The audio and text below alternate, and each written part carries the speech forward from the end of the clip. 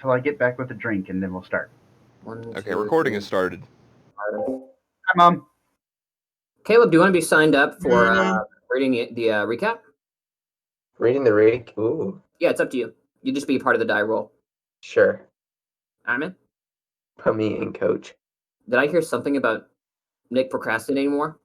He's gonna get a drink. Indeed. He'll be back. Indeed, okay. You did. Okay. We don't have 4 people without Nick, otherwise I would start with that one. Where's the recap at?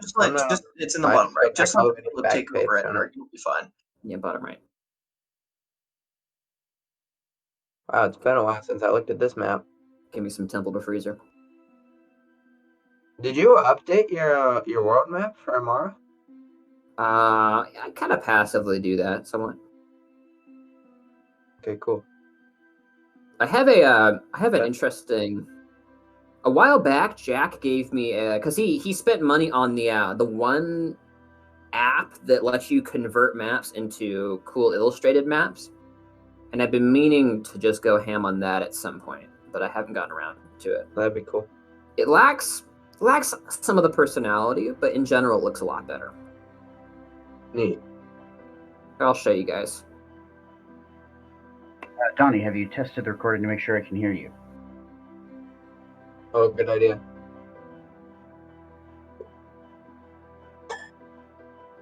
You want to hear your beautiful voice in the recording?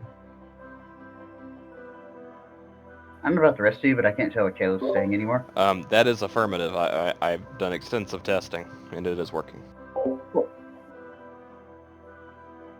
I can mess with my mic settings.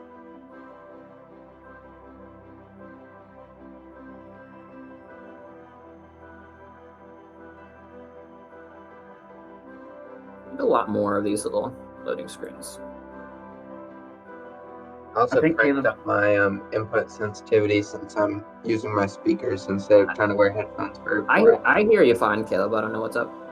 I think he's saying something about editing Edgearch's spell sheet so that he has access to higher level spells or something, right? Is that what you're saying? Okay, buddy, you wish.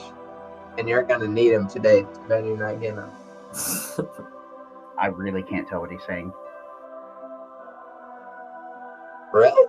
I think that's on your end, Nicholas. I can hear him fine. I mean, he sounds warbly to me too. Yeah. You guys are on the same network, though. I guess it's true. We can hear you fine. Yeah, I heard it clear. Bye. Tara's coming in clear. See ya. See ya. Bye, coming in clear. Christine, I'm leaving you in charge. Alright, I got it. Wait, Nick's back. We should begin. For a second. I want to show you guys that map really quick before I bring us all the way back. Are you procrastinating? He needs to show us his sim set. Yeah, a little bit. There it is. Yeah. This one. Looks pretty good, I think.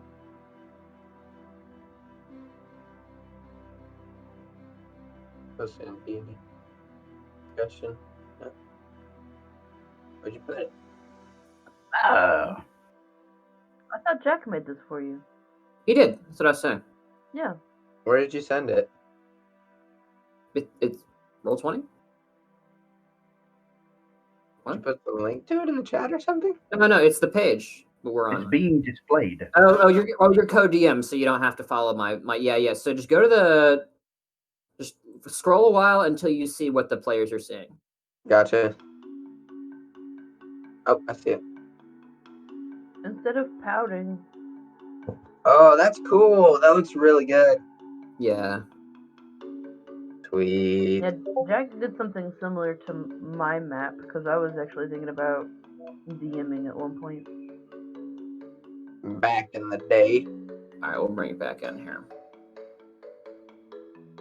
Yeah, he has a really cool application that makes maps. Wow, that is really solid.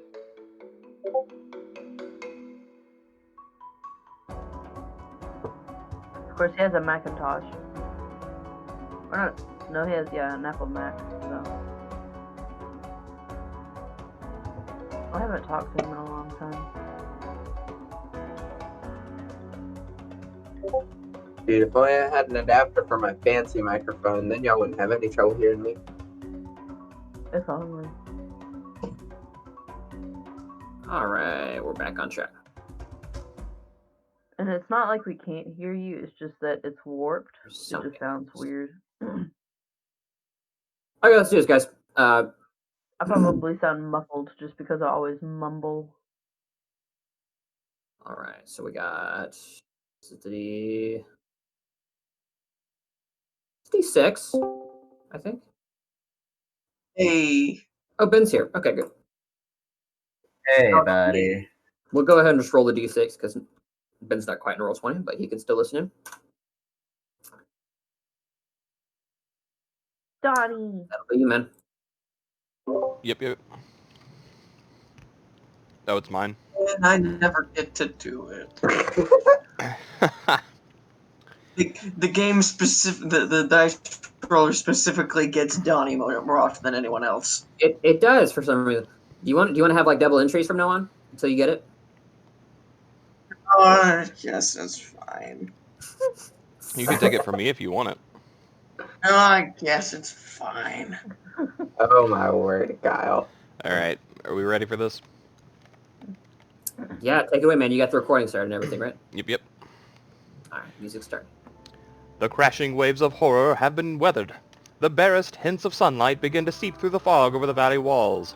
The night is over, but at what cost? The few survivors prepare to burn the dead and tend their wounds, while preparations are made with grim resilience for the battles to come. What horrors will be found in the faded mists? What has become of the Dawnfield family tomb? What is the source of the spirits, and what nefarious forces control them? What secrets lie buried in the ancient tubes of the sacred place? Will aid from the capital arrive in time to spare those that remain? Find out next time on Winter Falls. I feel like you went into like the voice of that guy who always narrates for the Clone Wars. More for the Avatar Korra thing. Yeah, the Korra announcer is what I always thought. Well, I haven't watched that, so. It's a good show, man. Definitely start with The Last Airbender. It's one of the best animated shows of all time. Yeah, I hear.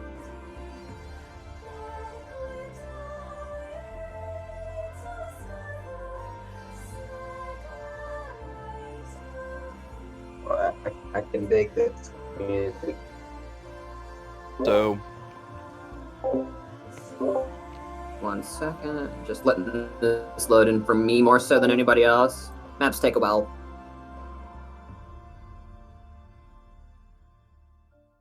Okay, let me get the music.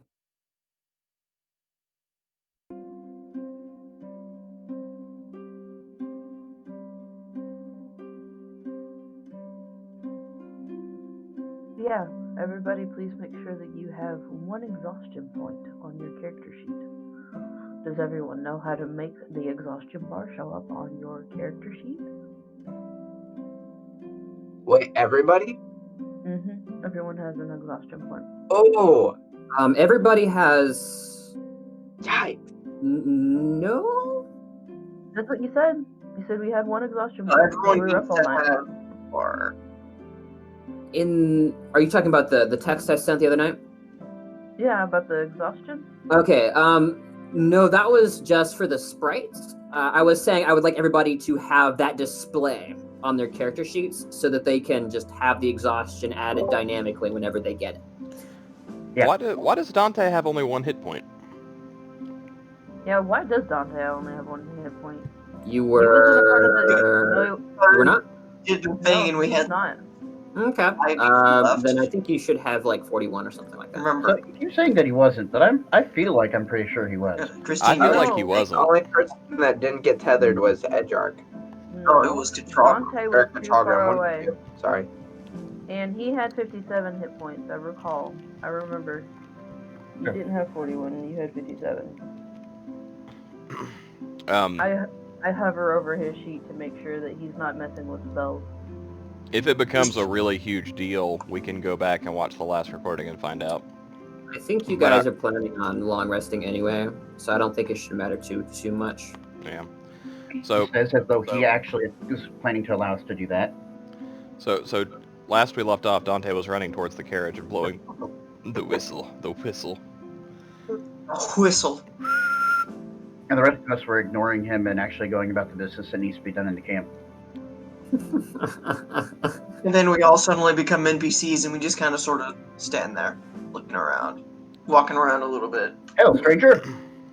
As the clamors of battle finally fade, those of you who participated in the slaying of the gigantic ectoplasmic mass stand about in a semicircle as the globules of bluish mist on the ground slowly seem to evaporate up into the air. The bluish tint filling the fog, but a different kind of light also fills the atmosphere about you. The barest hints of the sunrise creeping over the valley walls. Austin, let's talk for a minute about time dilation. Yes, That doesn't line up. correct. Okay, so as long as it's on purpose, it's fine. Mhm. So there's something weird going on here, and we can tell. Dante would probably be the one to tell. He has keen mind. Edgark, anyone with like an intelligence of like 18 or higher, I would say, just kind of passively knows something is up, but don't know what exactly. If Dante doesn't comment on it, then Edgar could probably be the next person to comment on it. I don't know if Dante would bother to comment on it. Dante's down at the carriage.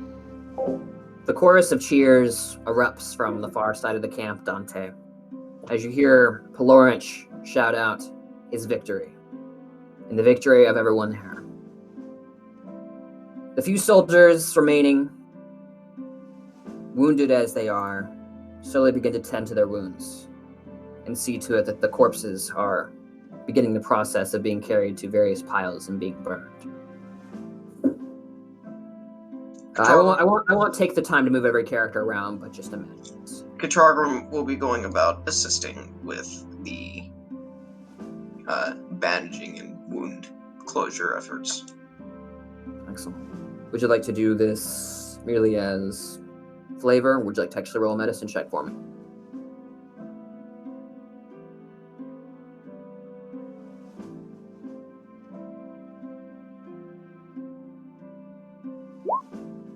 Yes, I would love to do a medicine check.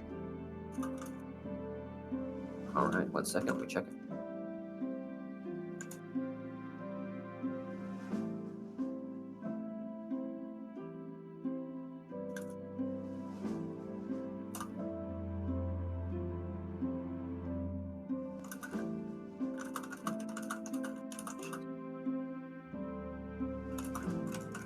Okay. And by the way, Caleb, you can use GM roll to do that.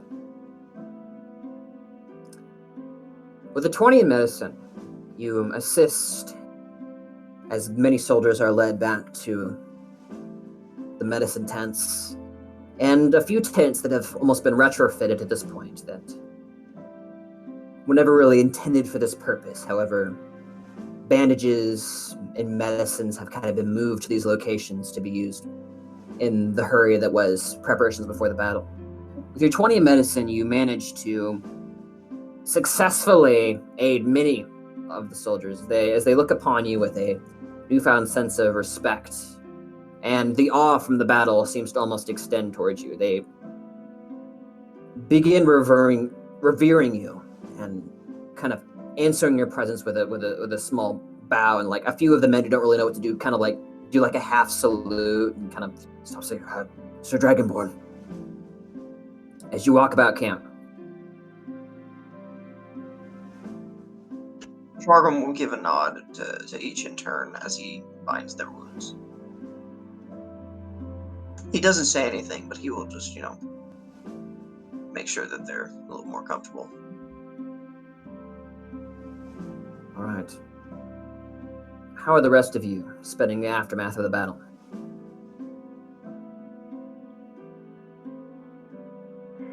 Actually, with I had a question concerning about the Drachi's contingency seal. If she feels such a massive force of necrotic energy like she did before, how would that affect her? Would she be just really numb? Would her skin turn kind of grayish? Yes, almost everyone who survived the Will of the Wisps detonation is incredibly pale, shaking. The light in their eyes dimmed. Almost everyone looks as though they could be dead, standing on their feet. If they close their eyes and lay down, you're pretty sure they are.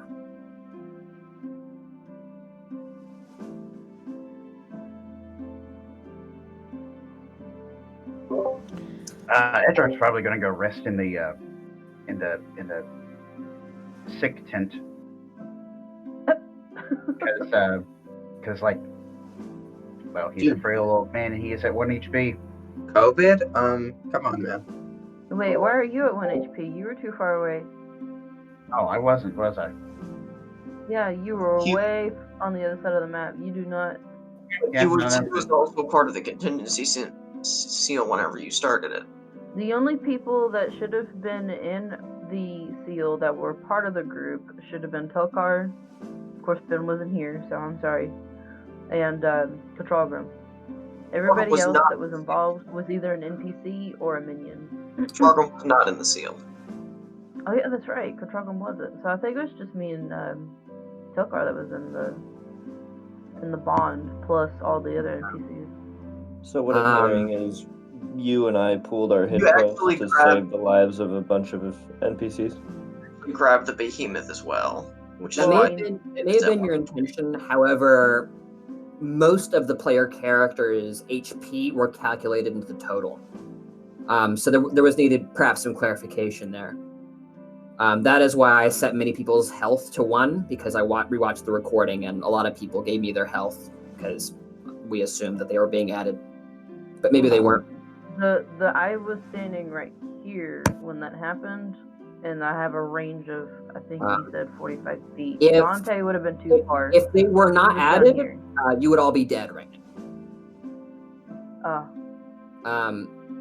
So in that argument, in that headspace, I'm going to say Edgark and Dante. I'm pretty sure Katralgrim was not in it because you're just too far away. But yeah, Edgark and Dante, I think you guys need to be at 1 HP. Right. If not because of what, Christine may have said that, but just because of what actually happened, what ended up happening, just for balancing reasons, you guys need to be at 1 HP. Okay. Yeah. Let me just start dragging all these corpses to fires and stuff here. I guess next time we need to pay more closely attention to who's actually being tethered. Yeah, right. Because you can choose any number of people, I just got to clarify. Well, I mean, I was saying anybody who was in the 45-foot range. Dante wasn't in that range, neither was Edgark. But retroactively, we might as well have been, otherwise we'd all be dead, so I'm fine with it. Yeah, I mean, I'm fine with it too. I'm just saying that there was clarification, and I would like that there is. Okay. I'll go back to the recording and look at it. All right. Yeah. So yeah, Dante would be checking out. He would be pretty weakened at this point, but he'd be checking out the beast to see if it's ready to go. And he might wander into the supply tent to look for anything that might help us get moving, like, bandages or whatever. Bandages, any kind of weapons, anything that might catch his eye. Okay. What few medicinal herbs and medical items remain are in the tents currently being distributed by what few physicians remain and Katralgrim. Okay. As for weapons, they have a primitive supply of most basic weapons and a few martial ones. If there's something particular that you want.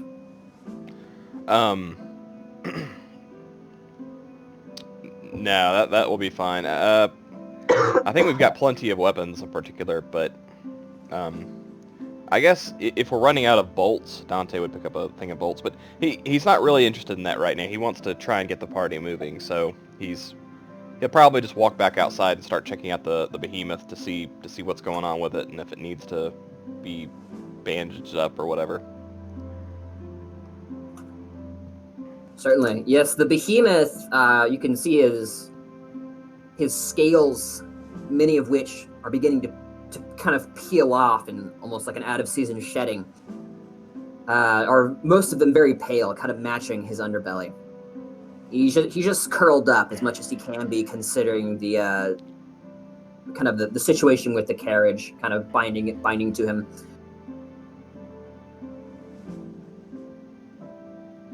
Bridled, there we go, yeah. Bridled.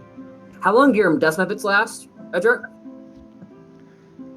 Good question. Give me 1 second. It's like an hour, right? I think that sounds right, but I'll make sure. Okay. Just want to clarify that they don't disappear during this period. I already took care of your unseen servant. I guess they are 1 hour, and then unseen servant is gone by now. We'll just say it's gone. Okay. Also less than that. So we'll say it's gone. So I guess for the purposes of kind of rapidifying this, if we want to, I think what's going to end up happening is we're probably all going to take a collective short rest at least. I think Dante was going to fight to try and get us moving, but if he is at 1 HP as well, he'll feel it, so he'll probably want to short rest as well. 1 HP is wind breaking. So, while everybody's going through and doing their thing, when Katrogram's helping people, Dante is, rummaging through the stockpiles over there. Raji will probably sort of stumble her way into the head tent where she saw Bran go in, and sort of pause for a moment, looking for him to recognize that she's there, because she realizes that he was in that fight as well.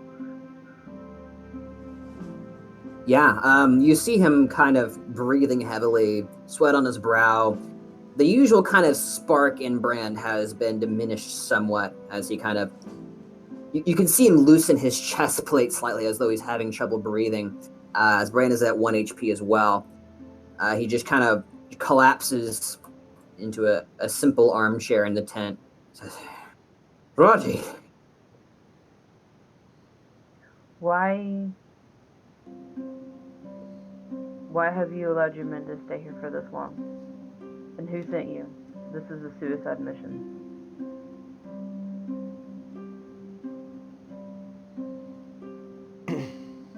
Kind of looks at you for a moment. It came from the top. I wasn't informed precisely whom gave the order, but on my honor, I have sworn to protect this place. And protect it. The top of the Pelurian Church?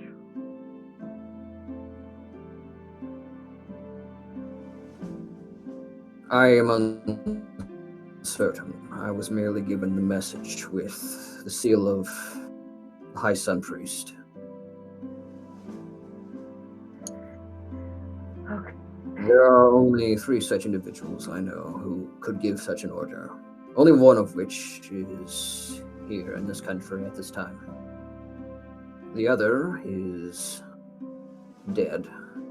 The third is in Severia.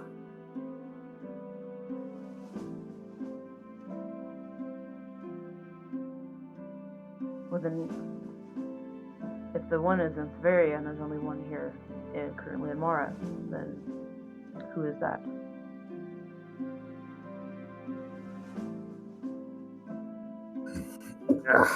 He kind of readjusts himself. Well, I suppose you're certainly deserving of some answers. Please keep in mind that these are secrets of the Order. Rather, you didn't go spreading this around. Draji understands. She nods.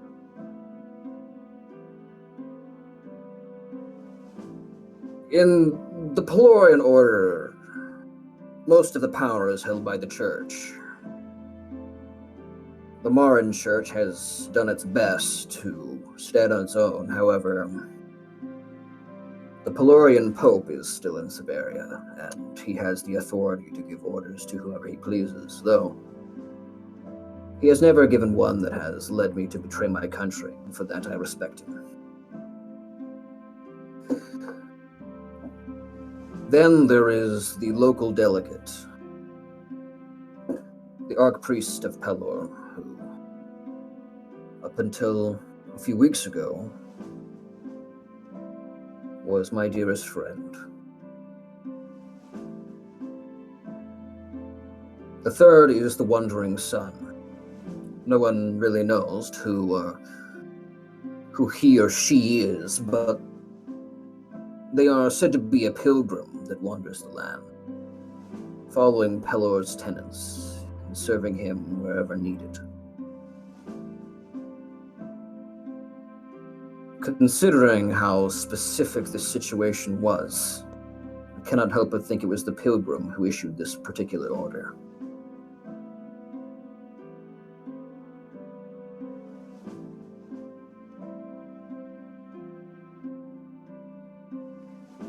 If the pilgrim knew that this place was this bad, then he should have stayed here to at least help or reassure you guys with reinforcements.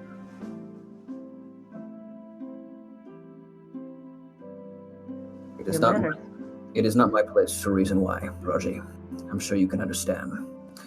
Not that I necessarily disagree with you, but this is all part of Pelor's plan. I know it. He looks you in the eye, that kind of glint in his eye returning slightly.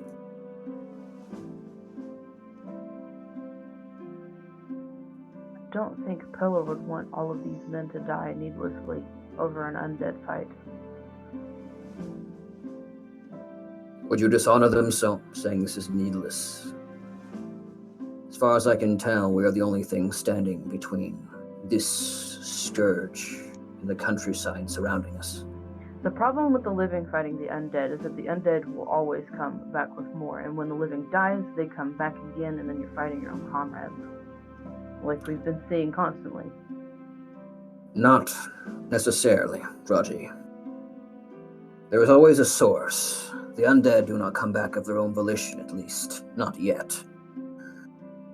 There is always a mastermind, something that is the cause of this, whether that be an artifact, a source of necrotic energy, or, in this case, an intelligence behind the attacks. There is someone causing this. Let it not be mistaken. And if they are vanquished, if they are taken out of the picture, then this thing may be stopped. Before it goes. Were you told to hold your ground here? Why haven't you investigated? It was originally my aspiration to vanquish this like I would any other threat. However, we were quickly overwhelmed and we were pushed back to this location.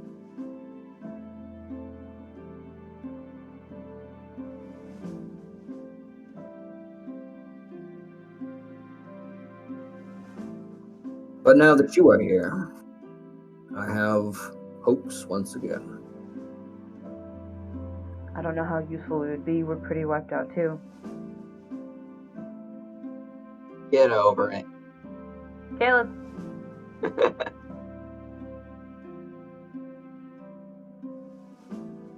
I'll have to talk to the rest of my party to see how willing and ready they are.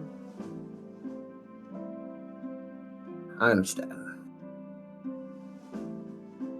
Raji, I do not wish to alarm you or cast guilt upon your otherwise clean conscience. But this menace, it only grows stronger. I fear we will not last another night. We would appreciate any aid you could give us in this matter. That's when she would have this moment of realization. Last night before the attack happened, I did have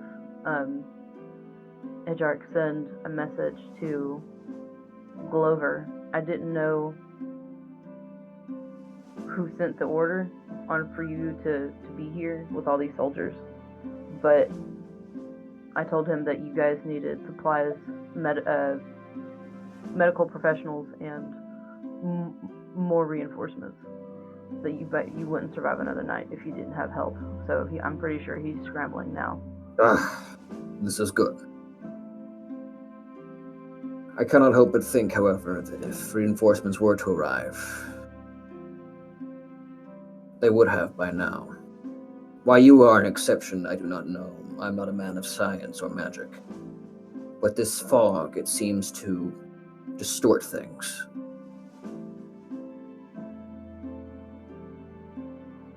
I pray and hope that reinforcements will arrive from the capital. But I do not think we should rely upon them.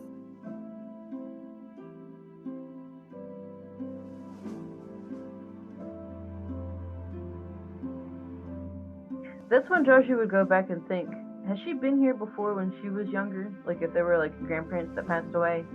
And there was a very brief moment at the twilight years of your youth, one of the few moments you were given outside of your vast manor and estate, where you were brought here under the wing of your father and mother.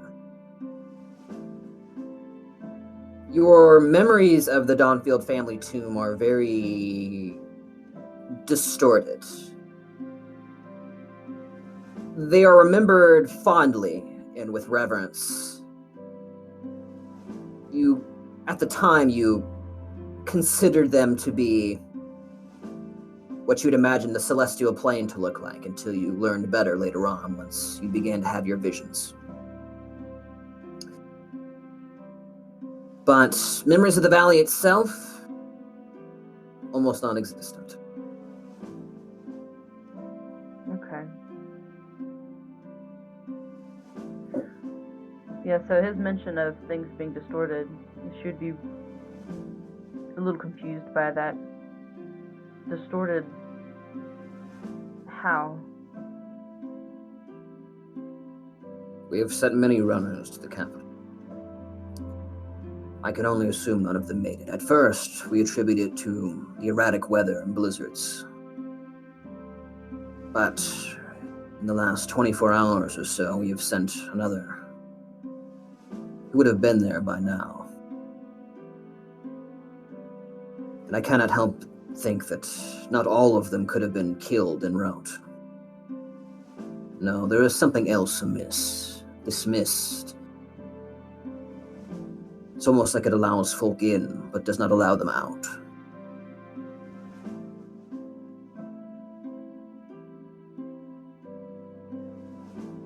Well, if it allows them in, shouldn't we be seeing your reinforcements? I hope so. Our wizard, of course, perished early on, so we did not have the option of sending it via magical means. I pray and hope this is true. Now, if you'll excuse me.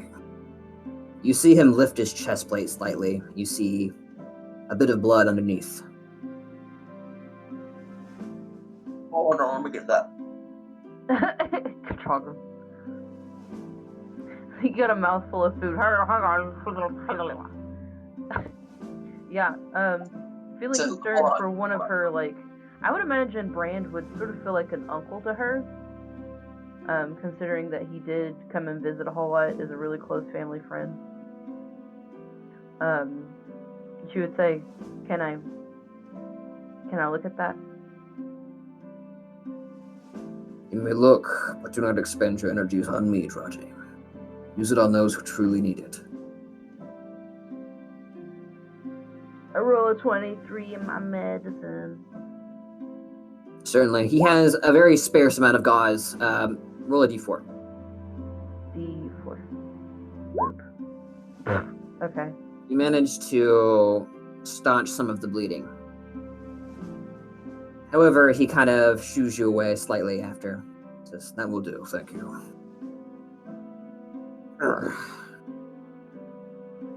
Kind of wraps linen about it and then just slides back into his chair, clearly exhausted. I'm gonna go back with the others. All right. I just want to clarify, Ben, you are here, correct?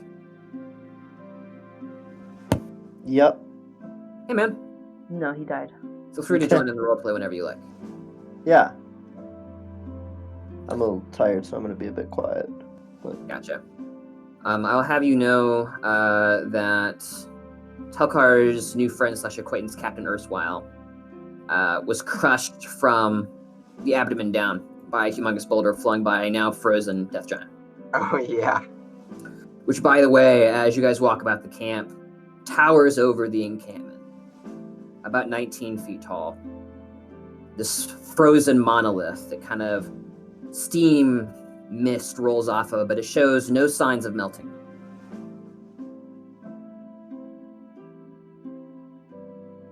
Edgearch so badly wants to get his hands on some of that ice, but he's also afraid. He's also afraid that disturbing it might disturb it. But anyways, he's very possible. Edgearch is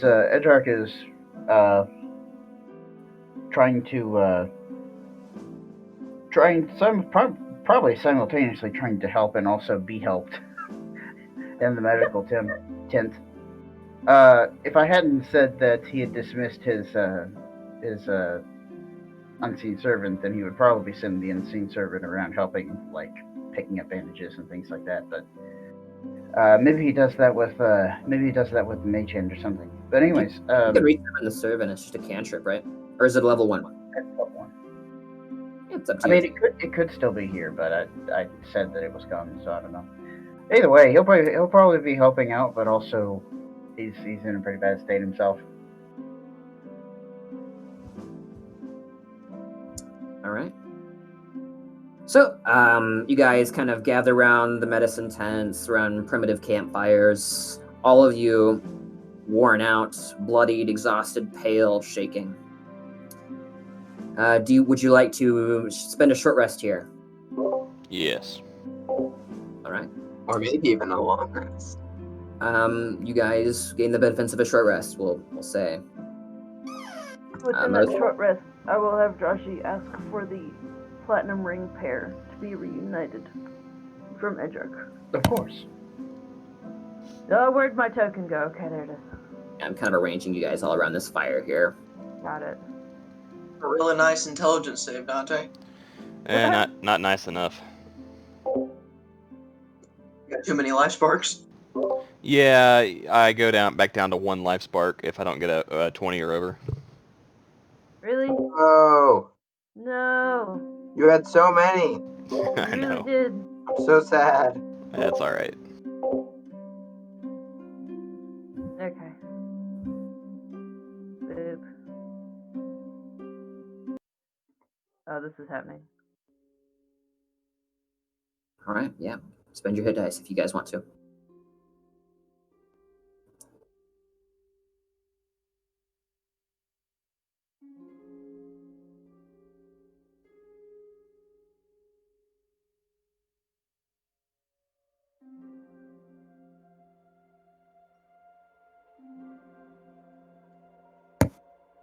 Roll 20, I know it's early, but you can cool it with the nat ones. Get rid of them early, man. Katrargum is definitely going to be, if we are sitting around the campfire, Katrargum will definitely be visually meditating to center his energies and return to form. Yeah, absolutely. And you forgot to settle me around the campfire. Don't worry, I got it for you. Very good, yeah. You just see him sitting in the snow. He reaches a meditative state. For a few moments, you guys see the snow actually melting around him, but after a few moments, you see his breath steady, and steam stops rising from the snow about him. It's almost like his body temperature has been lowered somehow. at harmony with the nature about him. The bow on his back rippling with power. So level ups take action on short rests too, right? They do. You can level up on a short rest if you like. Cool. The thing is, you don't recover all of your health. You just get the amount that you get from the level up. Yeah. You get an additional hit dice, which you can spend on that rest.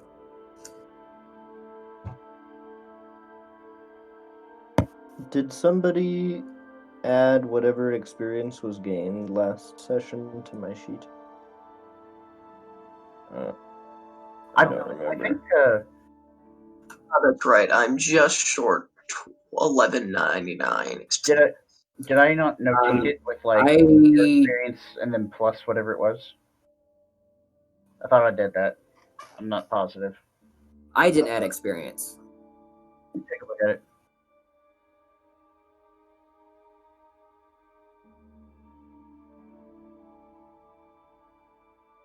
Okay, see, what I thought I did was I thought I put your experience amount and then plus, and then the amount that would have been added. But maybe I didn't. That'd be awful. I don't suppose you happen to remember how much experience you had before. Give me a second.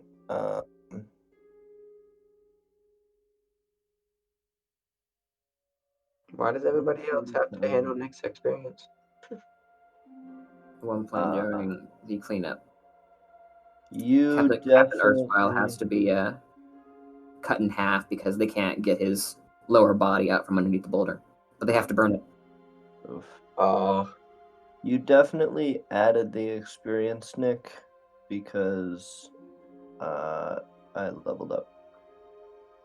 140,000 experience is enough to be level 14, and I only have 13 levels currently. So, yeah, you must have just done the math. Me do math? I don't remember that. That, or I have 140 experience points plus 685.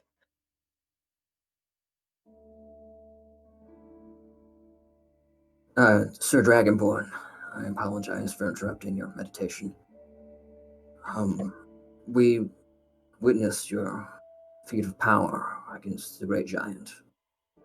Should we be concerned about him reverting? The bonfire near him is burning quite brightly with its newest additions. Kachargum thinks for a moment. And by thinking, he doesn't move from his meditation. It looks like he's ignoring him. How rude. Well, obviously, he did the short grunt to acknowledge the soldier. Uh-huh. The short grunt. It's like a short grunt and a long grunt, but this is the short grunt. You shouldn't be calling this soldier a short grunt. Why are you so rude? Kachargum will pause his meditation for a moment to look over to the soldier, and he says, "The ice around the giant should suffice." The ice should suffice. Yes. It will stay that way then, sir. A regular bonfire does not have the energy to melt such powerful ice. That is a comfort, sir. On behalf of the entire encampment, I am now the senior officer in charge assigned from Sir Brand. Thank you for all of your assistance. I fear we would not have lived out the night without your assistance.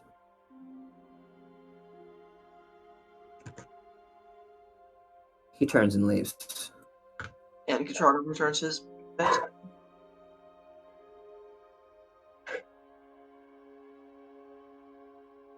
All right. So yeah, we'll just kind of spend the rest of the short rest, and also, does the behemoth gain the benefits of a short rest? Hopefully, he's only at 1 HP. Yeah. Let me look really quick. The only thing is, you didn't give it any kind of hit dice to work with.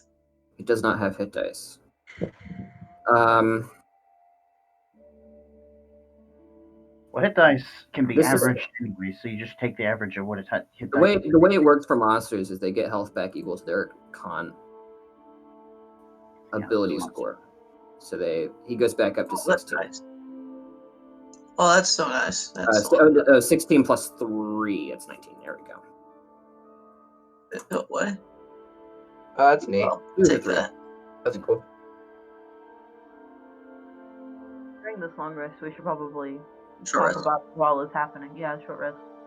Yeah, talk about a little about what we've figured out dealing with the undead, our plan to move forward, and Draji's probably going to be like explaining what Bran told her earlier about the fog messing with things.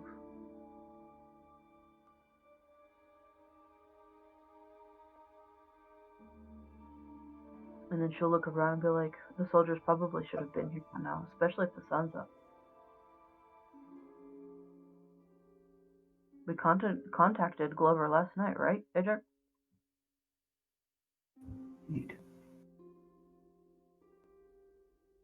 Do I have an estimate in Draji's mind on how long it usually takes from Leandra to the Valley of Souls? Yeah, you in your mind it's about 12, 13 miles, certainly within striking distance of a hard night's ride from Leandra Knights.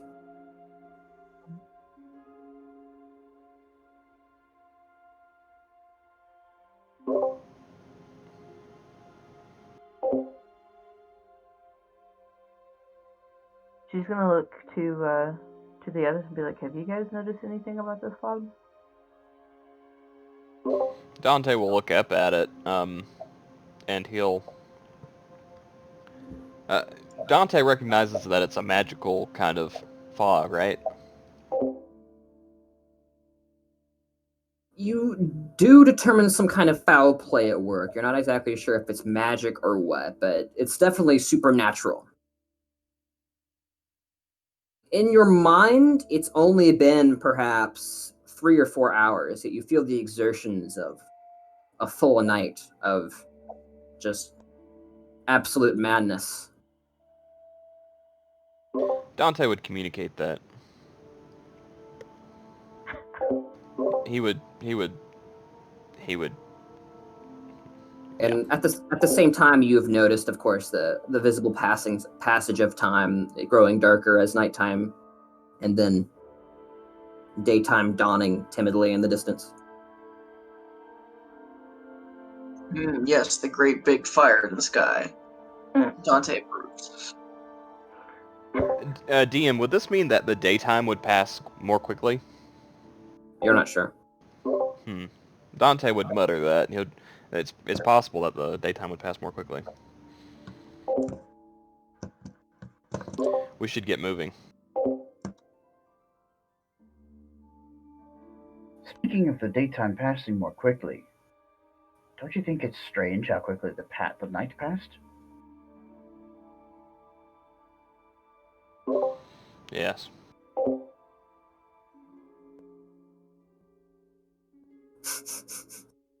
And Shouldn't we be trying to figure this out? I feel like it might be important. We need more information before we can begin to speculate. Indeed. I can think of a couple of ways that we could gain that information.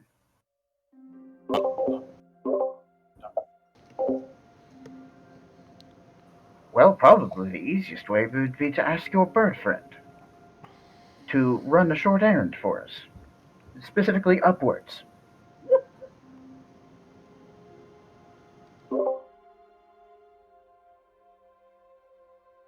Above the fog, yes, because fog does tend to cover the ground, stick to the ground rather than to the sky.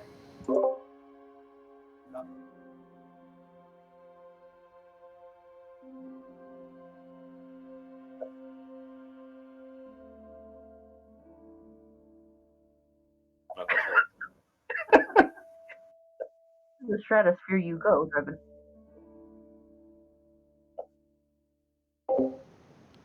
Sure. Yeah. Your raven appears in kind of a path and a smell that resembles brimstone. It's like, yeah, good to stretch my wings again. You kind of give him the rundown, and he takes off. A couple of feathers kind of settling on the ground as he kind of says, "Oh boy, you're not gonna see anything up here." As you just see him kind of vanish into the overhead fog.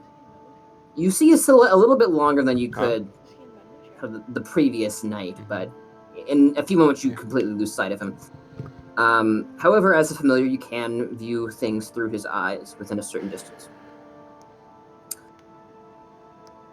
As he flaps, you kind of get this incredible sense of depthlessness. Like you have no idea what direction is up or down, save for the slight tug of gravity beneath your wings, as you slowly but steadily think you gain altitude.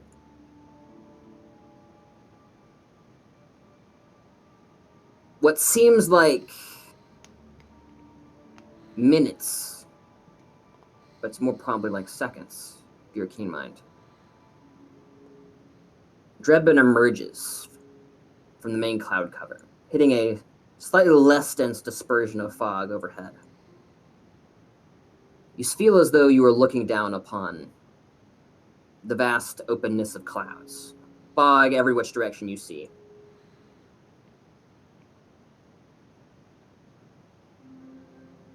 But in the far distance, you do see, on the horizon, a slight glow. The sun rising.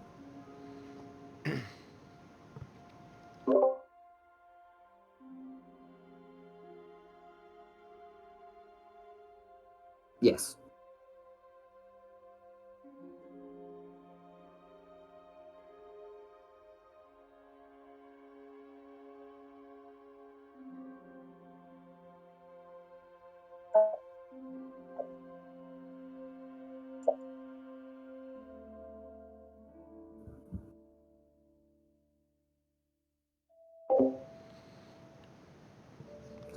So meta, I want to clarify what's happened here. So as players, as of players, meta, we realize that not enough time has passed for an entire night to have passed. But to our players, to our characters, all seems normal. Am I to understand this correctly? Only to those of you of a certain intelligence will begin to notice something is off. And only Dante really has a firm enough grasp of temporal mechanics to have a hint of what's really happening. But otherwise, it does seem normal. It feels like you've been here an entire night. It seems exceptionally long, like you're just winded, you're exhausted.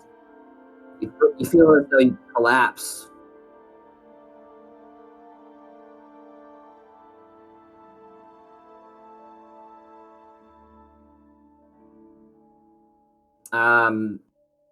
You would have to give me the parameters of what you're actually trying to figure out.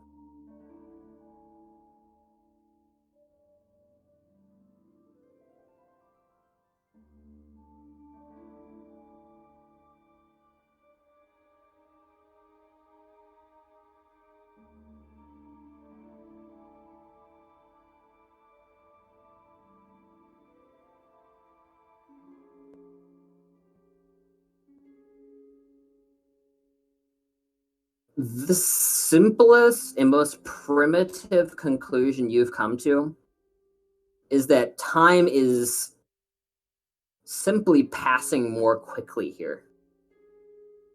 But at the same time, your bodies are being affected as though it were a 24-hour period of time. That's all you can really conclude at this moment.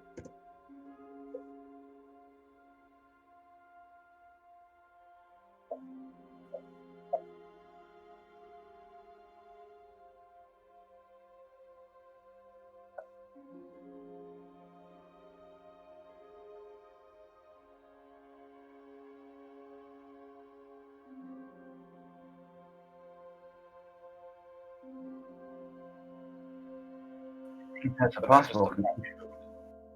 However, Sorry, go ahead. you're fine. Indeed, that is a possible conclusion. However, I just have to comment on what kind of powers must be at work here to cause this effect.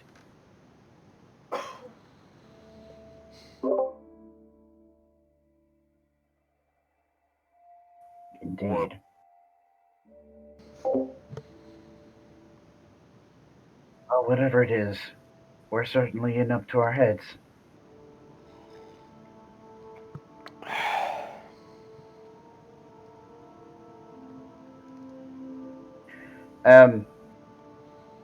So just as an aside, Austin, what is your opinion as a DM on short rest spell recovery? Is that a thing for you? You have arcane recovery. So, I've been trying to. I don't know why it's so hard to find information on that specifically, but it's hard to find anywhere where it's specifically notated. And in fact, I found a Reddit post about. I don't mean to completely derail us, but I found a Reddit post about people being confused as to whether it's even a thing or not because you can't really find information specifically on how it works in 5th edition, like, clearly. Arcane recovery. You have learned to regain some of your magical energy by studying your spell book. Once per day, when you finish a short rest, you can choose expended spell slots to recover. The spell slots can have a combined level that is equal to or less than half your wizard level, rounded up. And none of the slots can be 6th level or higher. So, What level I wizard don't- are you? huh? What level wizard are you? Number 13. 13? So yeah, you have combined spell slot / level of 6. Hang on just a minute. Seven. He's trying to speak to me, Yeah, but right not now. in the middle of a. What? It is 7. Yep.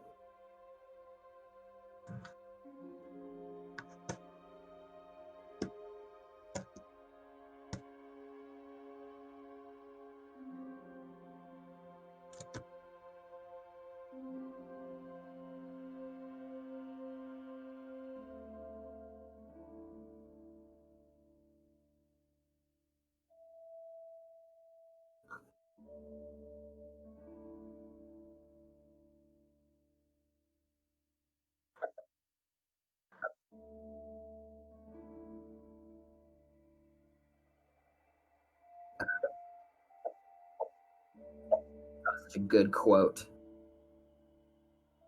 Oh man, yeah. I love all of the camping quotes.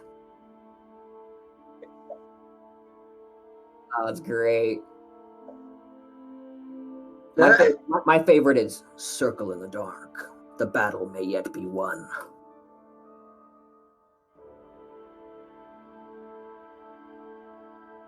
If you wouldn't mind waiting a moment or two before we move on, I'm trying to figure out something about my character Sure. and determine whether there is a thing that I can do before we leave.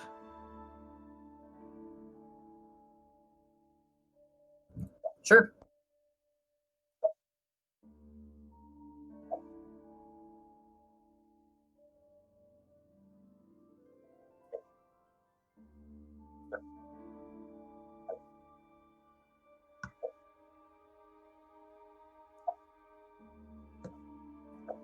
Sure.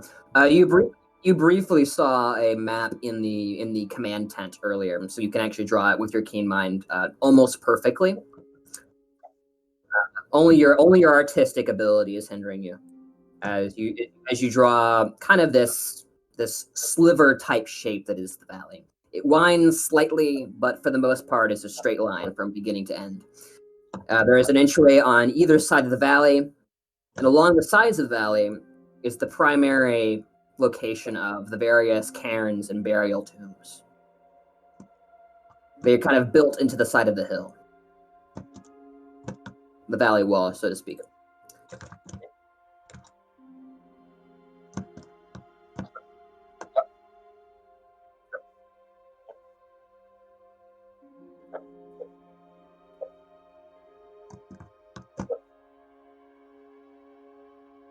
Due to the fog, the location of where you are currently on the map, even in the command tent, was somewhat skewed. You remember seeing a kind of general circle being drawn around the general area of the encampment.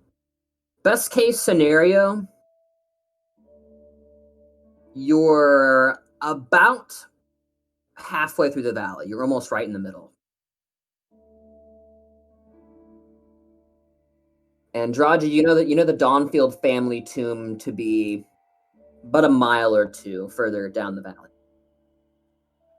on the opposing side of where you came in from.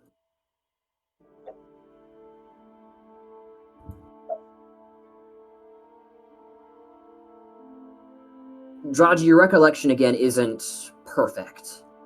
You recall the tomb being hard to miss, but this fog is rather thick. You can only imagine that you'll know it when you see it, if you see it. That's only if the time dilation doesn't mess with our traveling.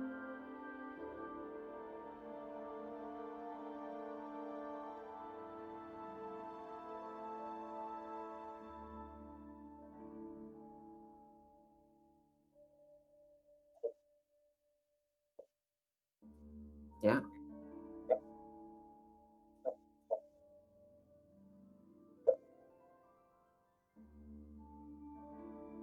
Yeah. Unlike in the Feywild, the sextet instantly just points directly northwest.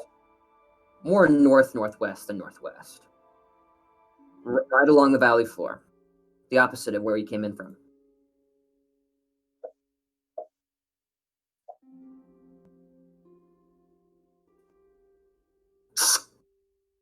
Directly to your right.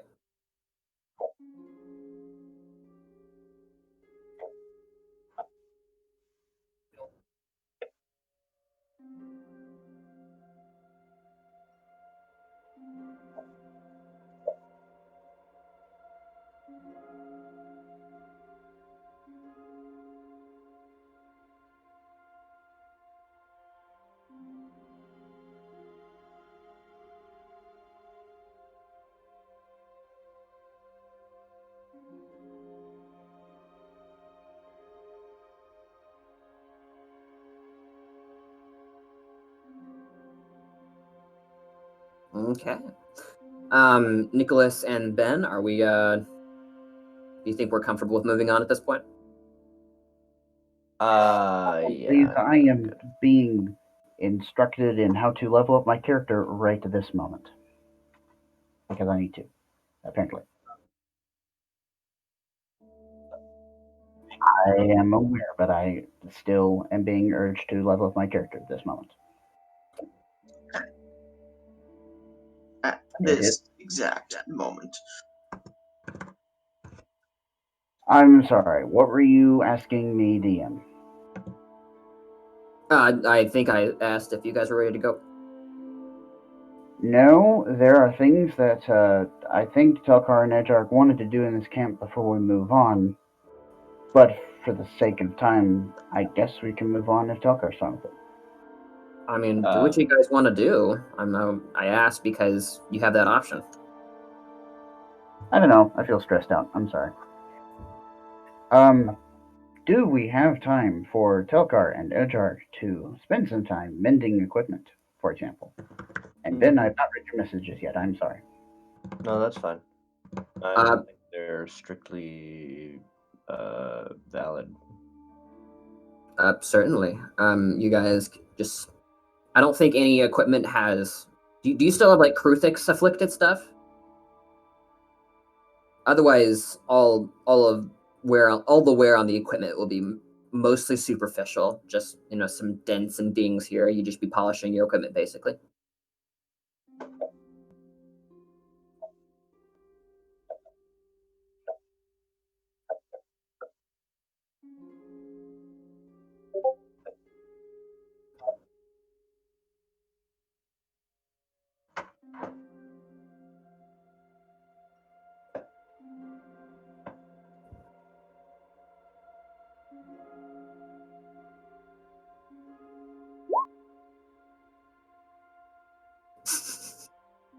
Decided to spend another hit dice, Kyle?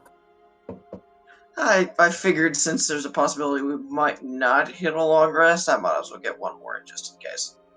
Might be wise, yeah. Now I'm not bloodied. That's good.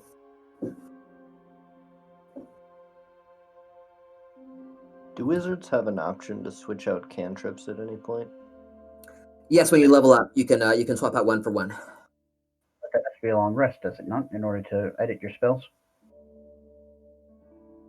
It is I believe it is. I believe it does have to be a long rest, and then there's additional time after the long rest that you spend preparing spells. Right. So I can't do that right now, to answer your question, Ben. Cool. When you level up, which you guys have, and level ups can be done on short rest, you can swap out a cantrip if you like. So I wouldn't necessarily push for this, Nick, because it would require you to keep this until you leveled up again. Because I can swap cantrips around, I was hoping to grab Mold Earth so that I could just walk around the camp and make them some earthworks. But Mold Earth is not an artificer cantrip. For reasons That's that are unfortunate. beyond my ken.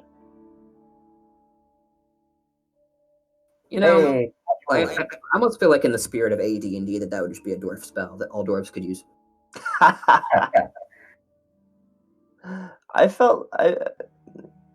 The more I look at it, the more I feel like the artificer would be a perfectly fine class if they actually had a spell list, but for whatever reason, their spell list is about a quarter the size of anyone else's. I sort of feel the same way about the Arcane Trickster, and I feel like the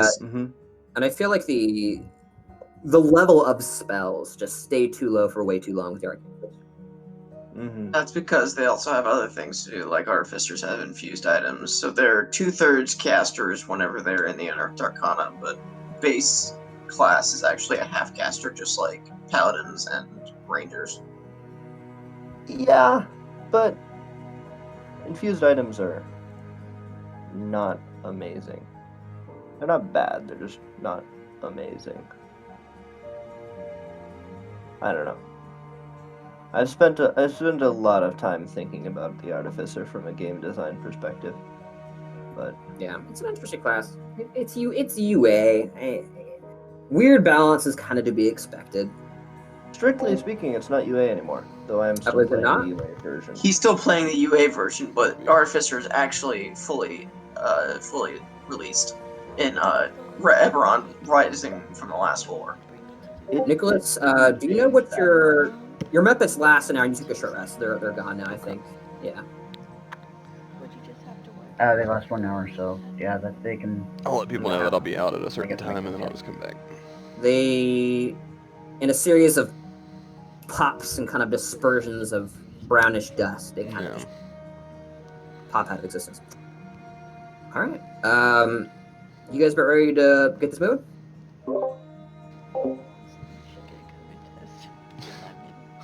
That's so funny. Mom's like, yeah, I'll get tested again. Oh, I don't need one. If you have it, I have it. If you don't have it, I don't have it. I'm good to go. Katrogrum shakes himself from his meditation, stands up and stretches. Before pulling out his dumbbells and getting a little workout in. His dumbbells? On the opposing side of the medical tent, you can see the behemoth stretch, almost cat-like, Snow crunching under its massive talons as you hear just slowly rises to its feet as though it knows it is time.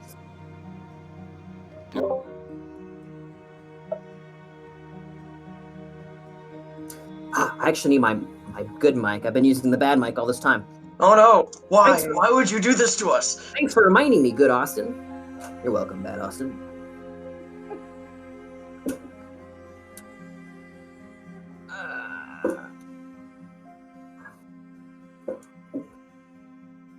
Hey, if you want to talk to me about something, you can just tap me.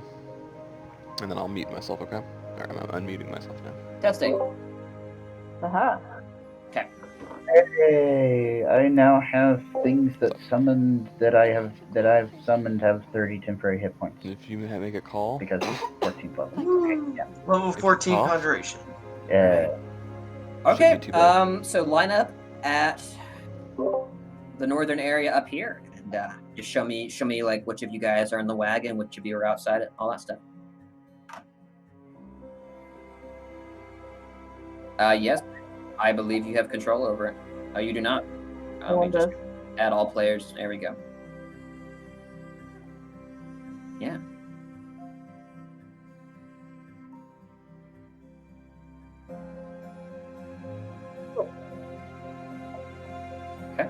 Go figure.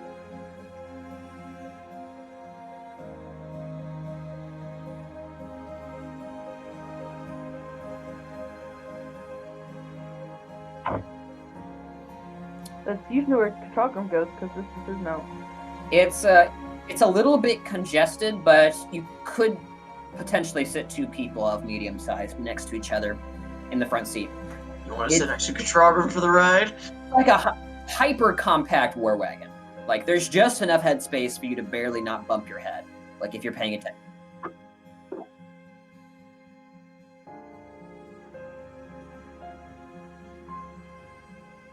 Okay. Well, I guess if he's voicing the fact that he wants to sit up front, Katrogrim's gonna have to move his spice box. His tea box. Because he had that up front to, give it a little bit nicer smell.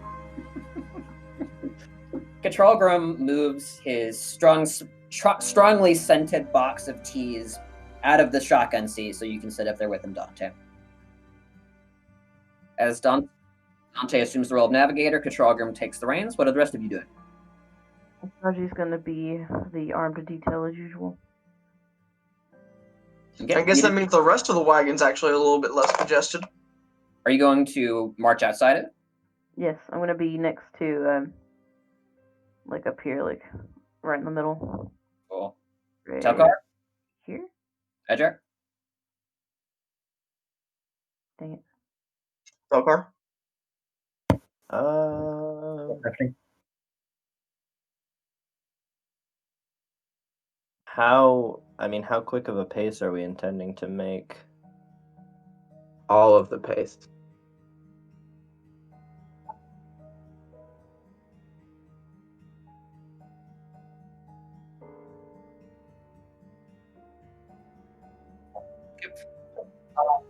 I'll give you the two options here. The behemoth with the wagon can move 40 feet in like a standard movement action. You'll be moving at 20 feet if you wish to examine the areas you move into. Essentially, you'd be moving at half speed in order to be able to examine things, make sure you're not going to ram into something. Mhm. That's the same thing for sneaking speed and all that. Just half movement speed.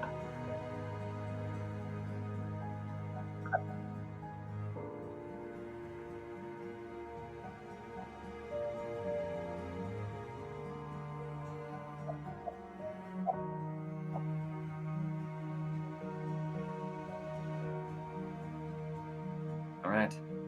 As you all gather yourselves near the northern entrance, many of the soldiers, those of them that can stand at least, arrange themselves along the northern perimeter. They give you grim nods and salutes. One offers to come with you, if you'll have him. I don't think that's a good idea. Come on, let go. Wow. I understand. Just respectfully, I do not think we can survive another night. You will return, won't you?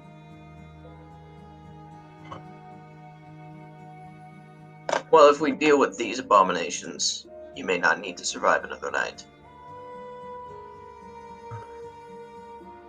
Oof, that hit me. I pray that it shall be so. Godspeed, Cardinal Heroes.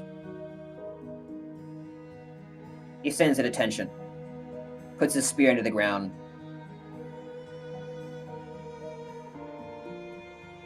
All right. So just Telkar and Edgearch. Where are you guys? Are you in the wagon? Or are you standing beside? Edgearch's definitely going to be in the wagon. Okay. I think Telkar, yeah, he'll be in the wagon. Okay.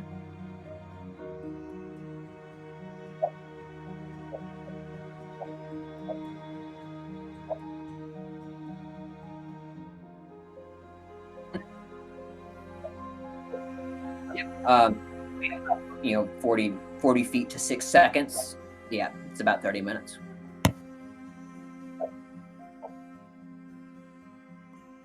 Well, he is taking his movement plus his dash action each turn, right?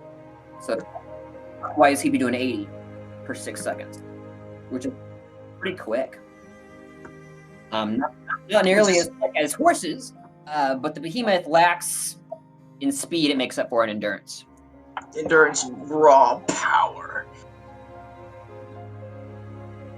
As you guys make your way into the mists, following the valley floor through the snow. The great bonfires and warelights fading behind you. As the behemoth's talons crunch into the snow underneath, the wagon bumps along the valley floor. The camp is left behind. All right. And they were never seen again. Okay. Alive, at least. I am going to need those of you with passive perceptions of 16 or higher and the ability to look outside of the carriage. That is Dante and Katralgrim. Actually, there's enough windows in the... Yeah, okay. Yeah, there's enough windows in the war wagon all of you guys can look at if you like, if you have the necessary stat. But you'll be making a perception check, yes. Yeah. Yay.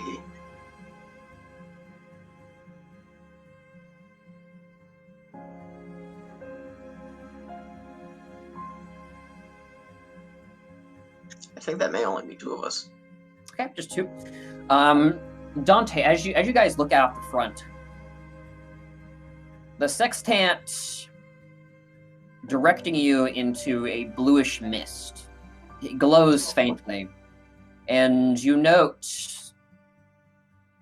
small orb-like faces staring at you from its depths. It may not be the wisest course of action to head directly in.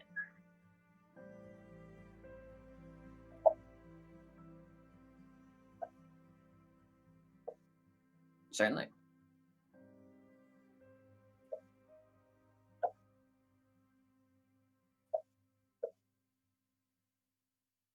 As you avoid the veritable landmines in the mist, the behemoth kind of groans as its wounds are catching up to it slightly. But, as its master tells, soon enough, you are completely out of range of the camp. Avoiding the bluish tints in the mist,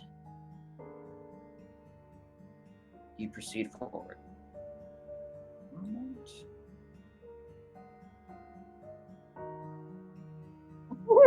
Every so often, you'll be met with the movable force that is the bluish mist, almost tempting to bar your path. It swirls menacingly, glows gently. Though, it should be noted that the frequency and quantity of the mist is greatly diminished even as the sun rises alarmingly quickly.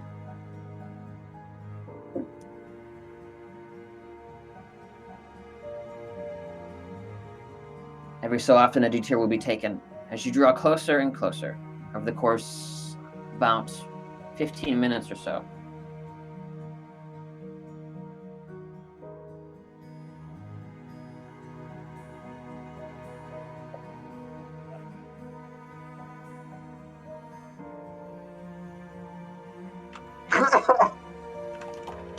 Hours per hour.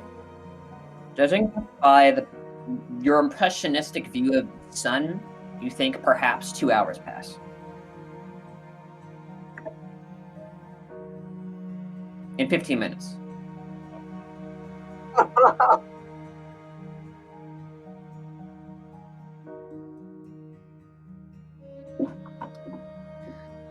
As all of a sudden, Katralgrim and Dante walking forward, you see the valley wall come into view alarmingly quickly.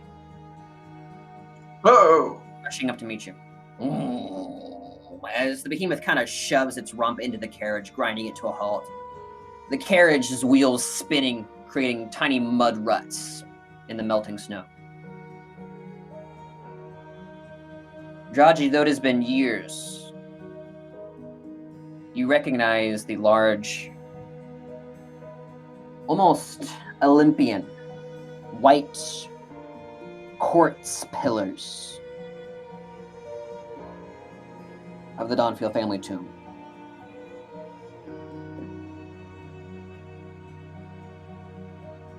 It stretches far above you, perhaps 15 feet.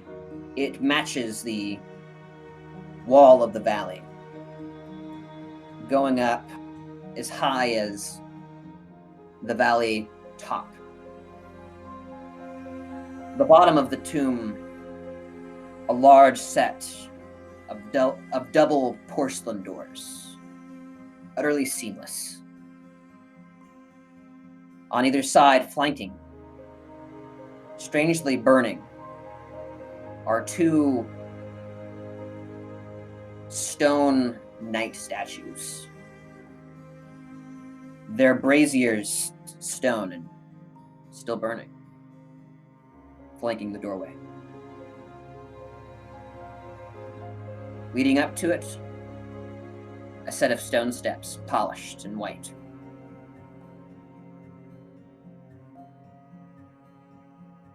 Now, would the braziers be burning if there was someone inside of it? Or are they just always perpetually burning out of respect? You're not really sure. The only time you've been here was when it was being actively used.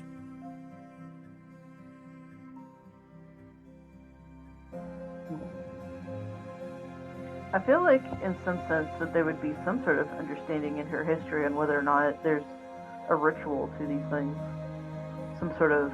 You know that the night fires have only ever been snuffed out once during the darkest time in Dawnfield family history, when your line was all but exsanguinated from the annals of history, but was redeemed.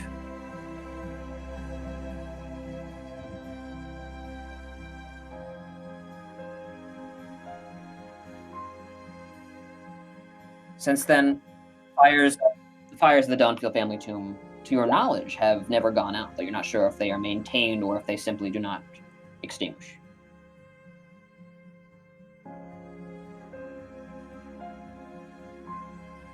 Is it okay if we take a pause? I must go use the restroom. Certainly.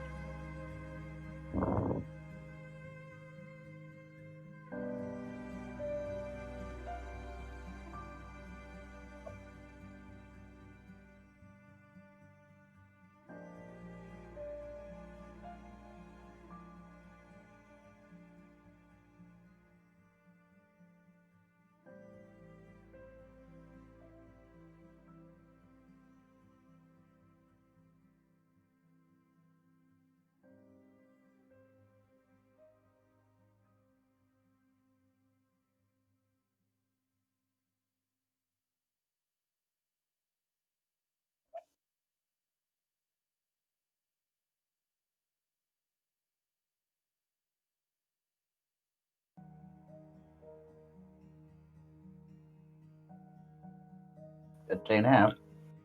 It's a day, Chris. So it's a day and a third.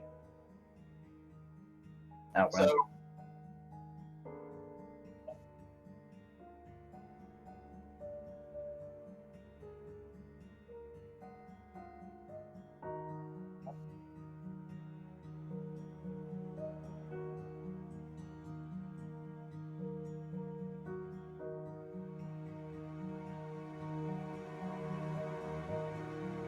Unless whatever's controlling the mist is smart enough to control what comes in and out of the mist, which it might be the case, and just keeps the help from arriving.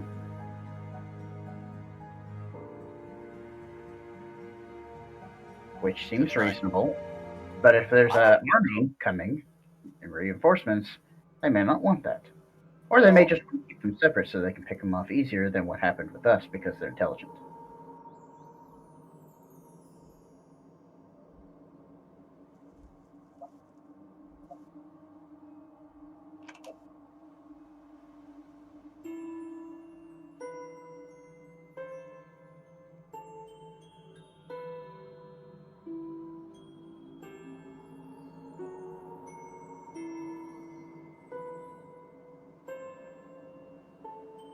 I mean, they did almost succeed in killing us anyway, so that could have been part of the plan.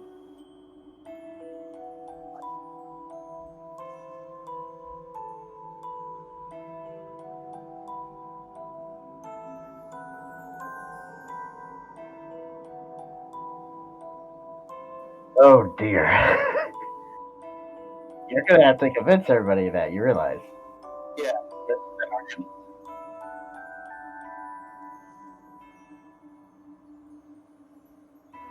Right, that sounds like a job for roleplay. So, wait a minute on that. I'm gonna get a drink anyway, so I'll be right back. Well, since everyone's disappearing, I'll be right back as well.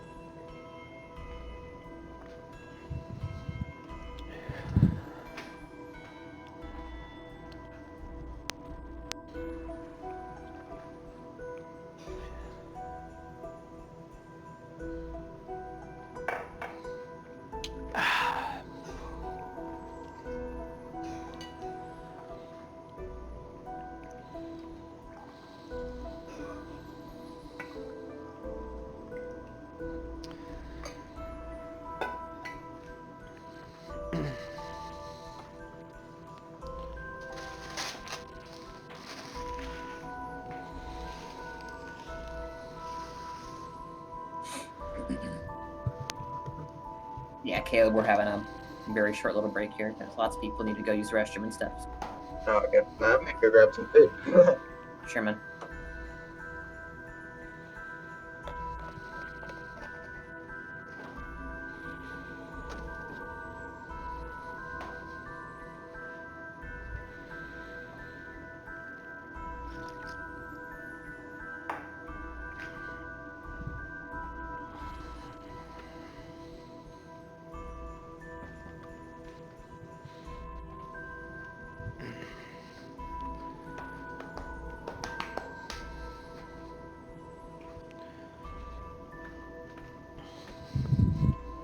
Honey, what all do you want for breakfast? Bacon and eggs? Okay.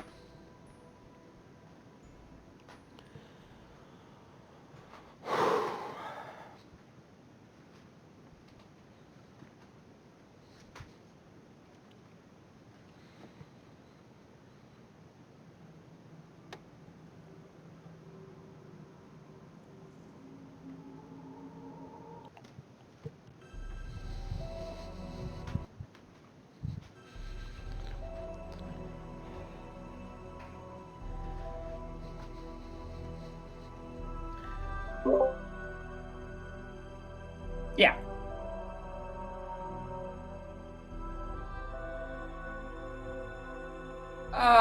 Perhaps 6 or 7 feet abreast. Oh, that's a big boy.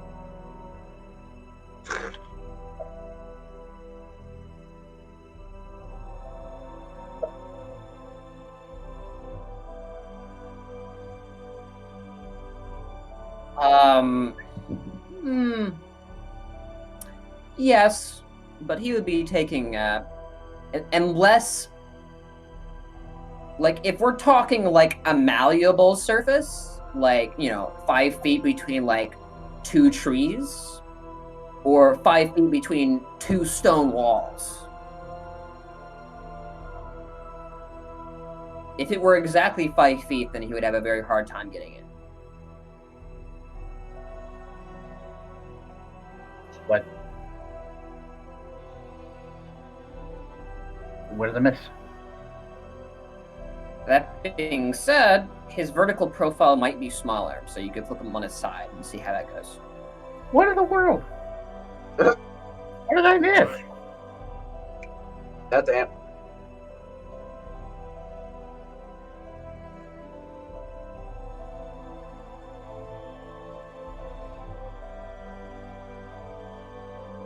But of course, the carriage, being the hulking mass that it is, would never be able to get in.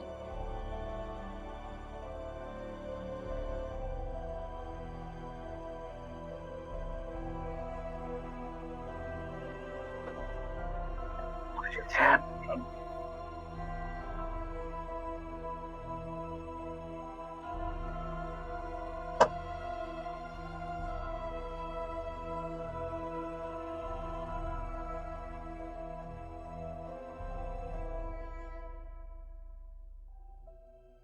Are those what I think they are?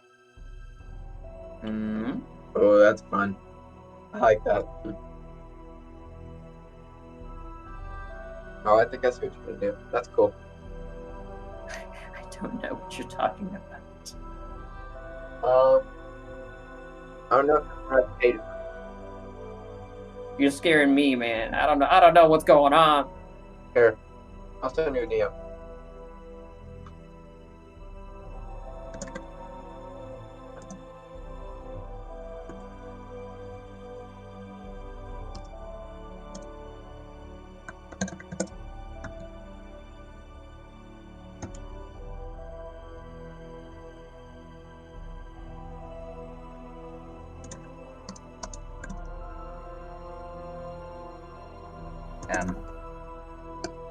What are we doing? We're currently waiting for people. Oh, who are we still waiting on? We're still waiting on Kyle. Oh, okay. Huh? So, Don't say Dante was. What is Dante gonna say in Dante's voice?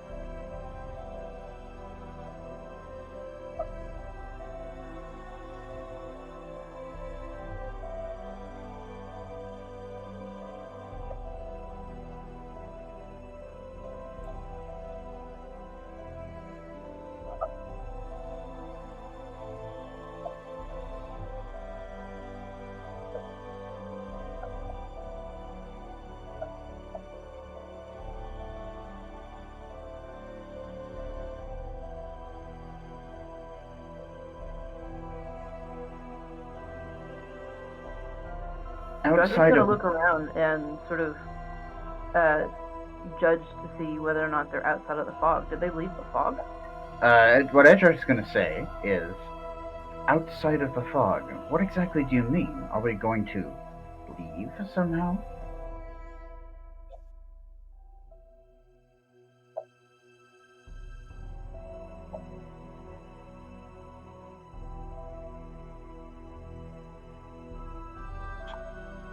If you have the means to create a safe place to rest, why didn't you allow the soldiers to rest too? They need it badly.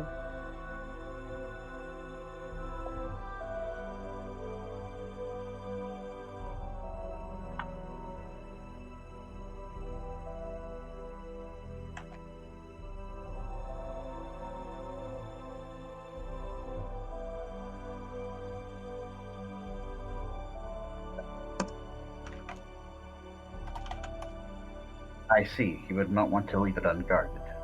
I suppose I understand that.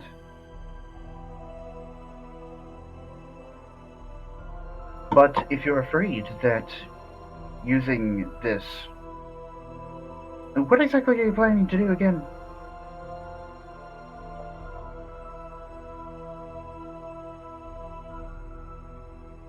Ah, yes, I see. Well, if you're afraid that time is going to pass differently in the mansion, then why do we not attempt to take a short break?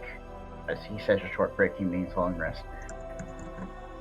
here instead of inside of the mansion, so that time dilation is not an issue.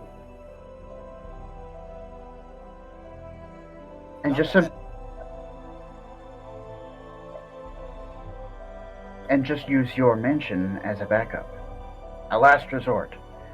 Because otherwise, needlessly risking the life of those soldiers who may very well be providing a good retreat point for us on our way out, should something go wrong, it just seems wasteful to me. If you understand what I'm saying, I know that you are more utilitarian than most of us when it comes to these things, so perhaps that would appeal to you.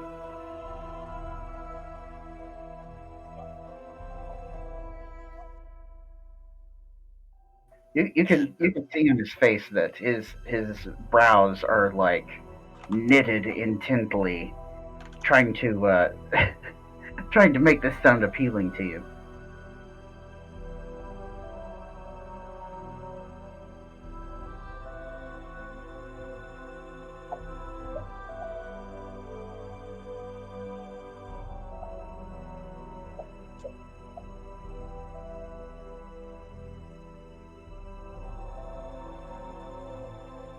So you are casting the mansion anyway?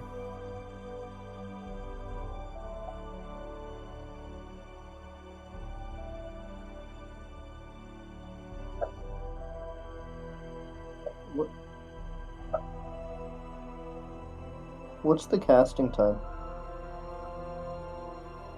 Yeah, okay, so it's not a counter thing you could cast, or not a thing you could reasonably cast in a counter.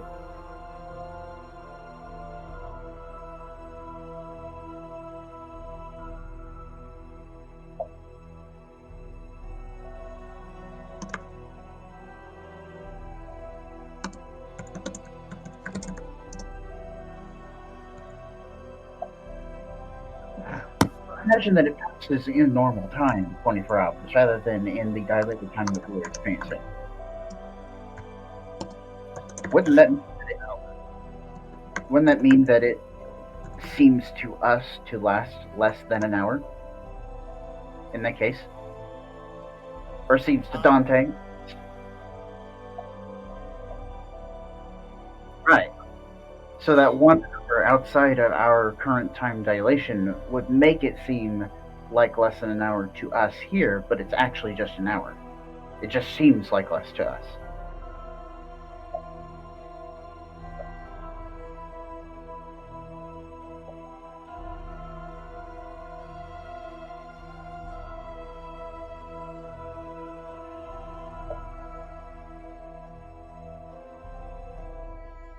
Okay. I think what we need to answer here first is, DM, if something has a...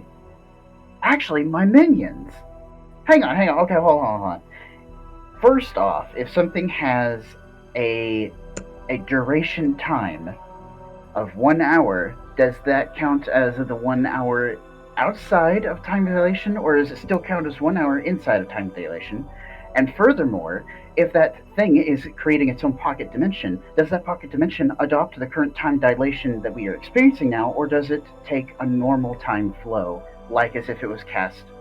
From what you can tell, the only practical effects of the temporal distortion within the fog is that the day passes quicker, and you feel as though like your inner clocks are like feel as though the day is passing, so you actually get tired more quickly. However, in terms of actual time, it is experienced normally. So a short rest is still an hour. So that would mean that to us it would feel like it takes longer to recover our energy?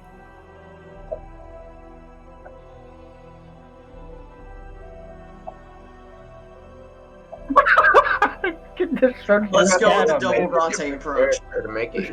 Dante. Only real effect here is that the day seems to pass quicker. Let's just rectify that. You don't worry about casting times or anything like that.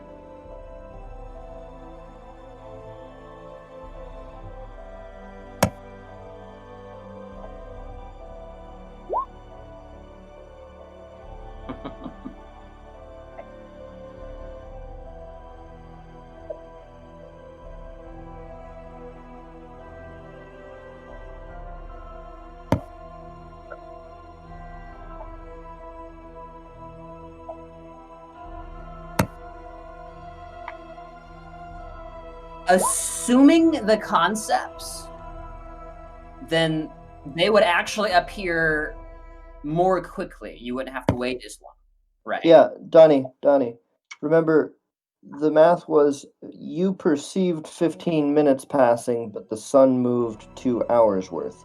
So inside the mist, time is actually technically going slower?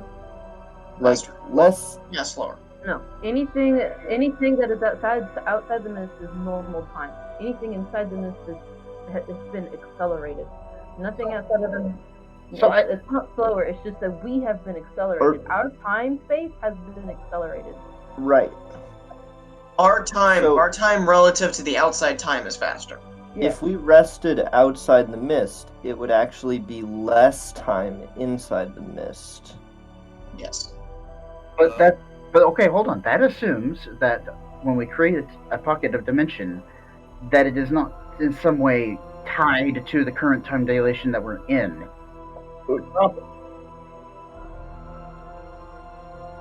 There's no risk of us. There's no risk of us causing the soldiers to experience 3 days. So your assumption is based on the observable instances of the temporal distortion around you. It's really unclear what your actions will do, but you can speculate based on your intelligence and what you perceive to be happening.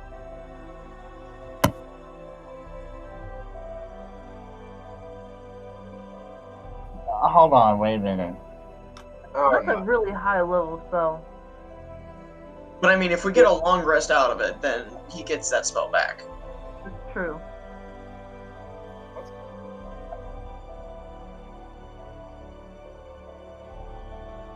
And then Wait, hold on. Nick is having problems. He's over here.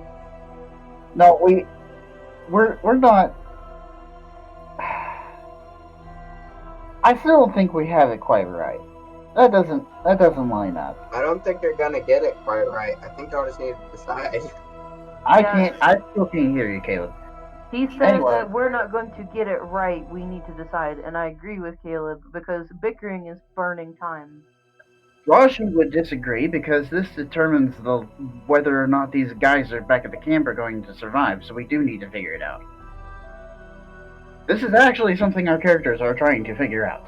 See, for the sake of their lives.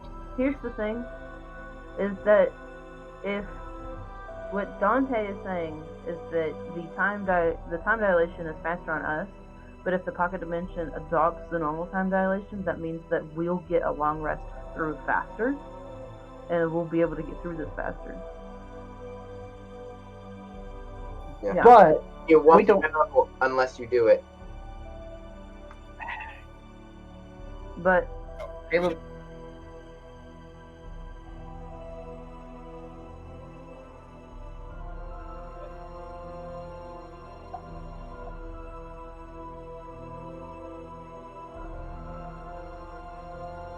That is the only thing you have observed. As a DM, I am telling you what your character has witnessed. Everything else is an assumption.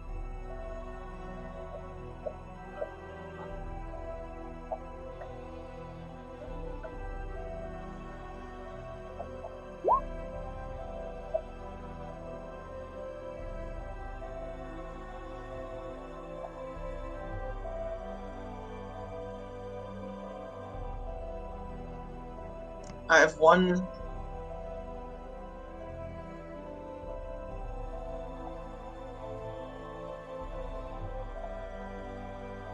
Give Bedjark the ability to, have more combat spells ready this time. And it would be nice if Ben and Nick could get into a private call to discuss things about spells, because it looks like I don't know if Nick has any spells prepared for his level up. Ben? Yeah, I know Ben helps you, or Kyle. Someone helps you with your spells. There's only one small problem I would see in all of this, is the fact that this doorway is only 10 foot tall and 5 foot wide. The behemoth is not going to fit through that.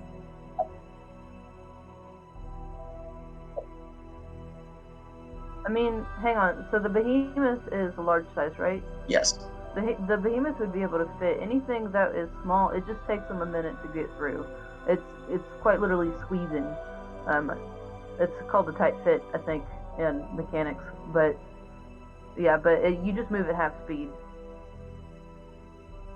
If it is 6 to 7 feet abreast, and the diameter of the doorway is solid, non-malleable, 5 feet across, then it cannot move through that square unless its dimensions shift somehow, like if it were put on its side.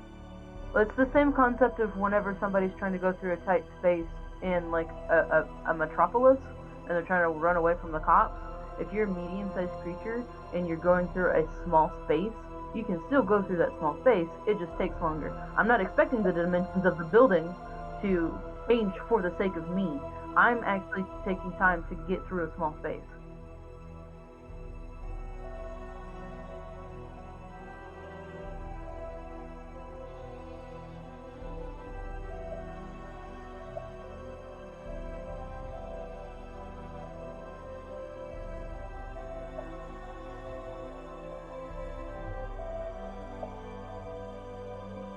So he can fit through it. Yeah, I never said that. Okay. You said he would have to adjust, which is basically the same thing. Yeah, there's a mechanic for it, but yeah.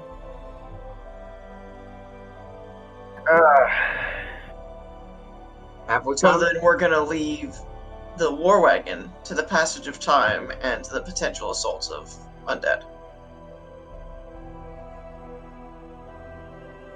The wagon should be the least of your concerns. I could put a magic circle around it, actually. I do have one more. Oh, wait. No, yeah, I do have one more magic circle I could cast before we go take our long rest.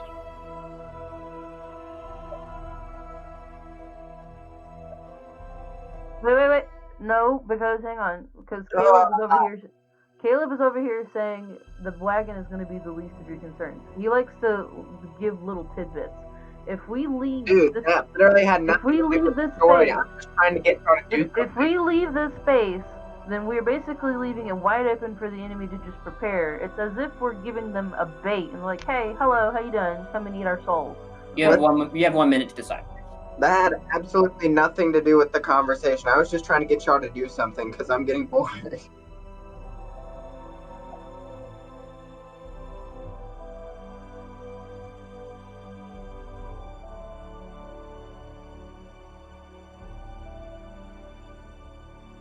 But can we overthink ourselves out of I it? have a solution. Cast the entrance to your mansion within the magic circle, so when we're exiting the mansion, we have protection of the magic circle at least. Let's do this. Brilliant. Thank you. The magic circle's duration is only an hour, though.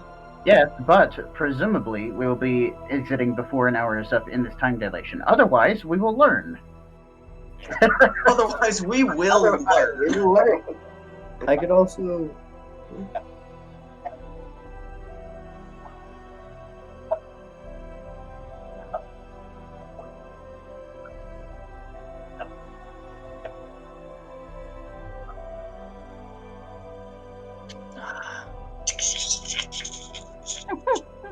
All these drafts. And then Drushy sees you pull out her family silver spoon. She's like, oh. All right. If we The minute was up. Otherwise, we're all going to take a point of exhaustion.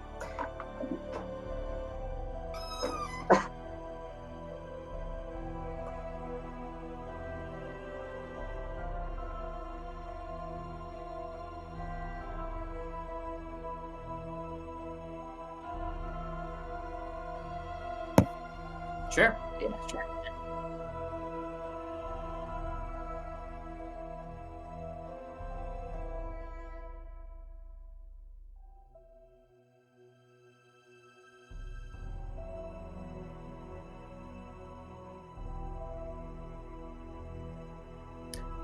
Okay, you refer to the foyer?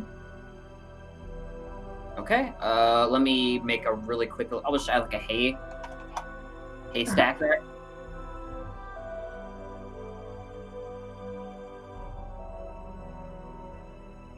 Okay.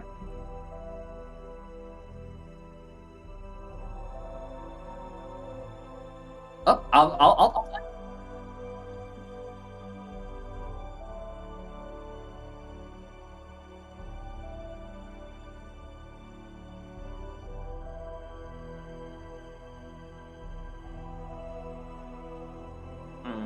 That's good.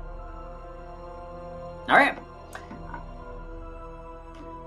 Okay. Magic circle last center. Yep. Okay.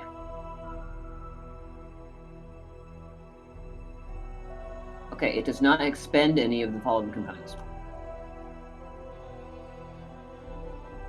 Okay. As all of you kind of step out of the carriage, Dante giving you all instructions to get what you need to, have a long rest. Dante picks out that small ivory doorway. It's kind of a archway of sorts.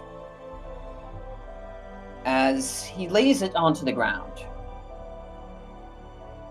In the other side, he puts a small piece of marble, flat, almost looks like a very small floor tile. And in the middle of the archway, the business end of the spoon facing inwards, the handle facing out towards you all, he places the small silver spoon.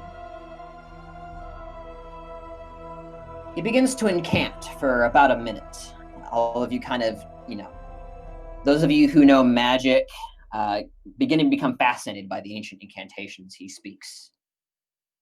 This is definitely a spell of Mordenkainen's creation, master of transmutation, conjuration, chief of the Circle of Eight.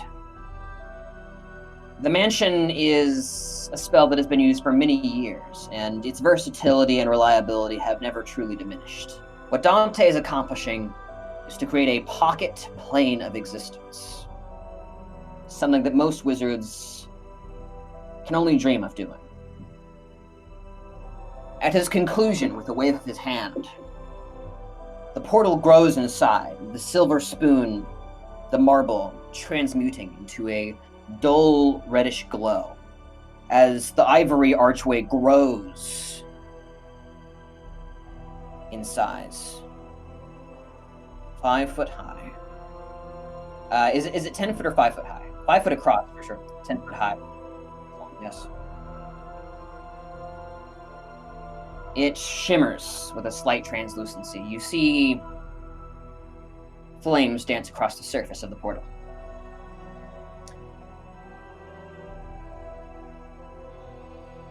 You feel a great deal of energy siphon from your reserves, Dante.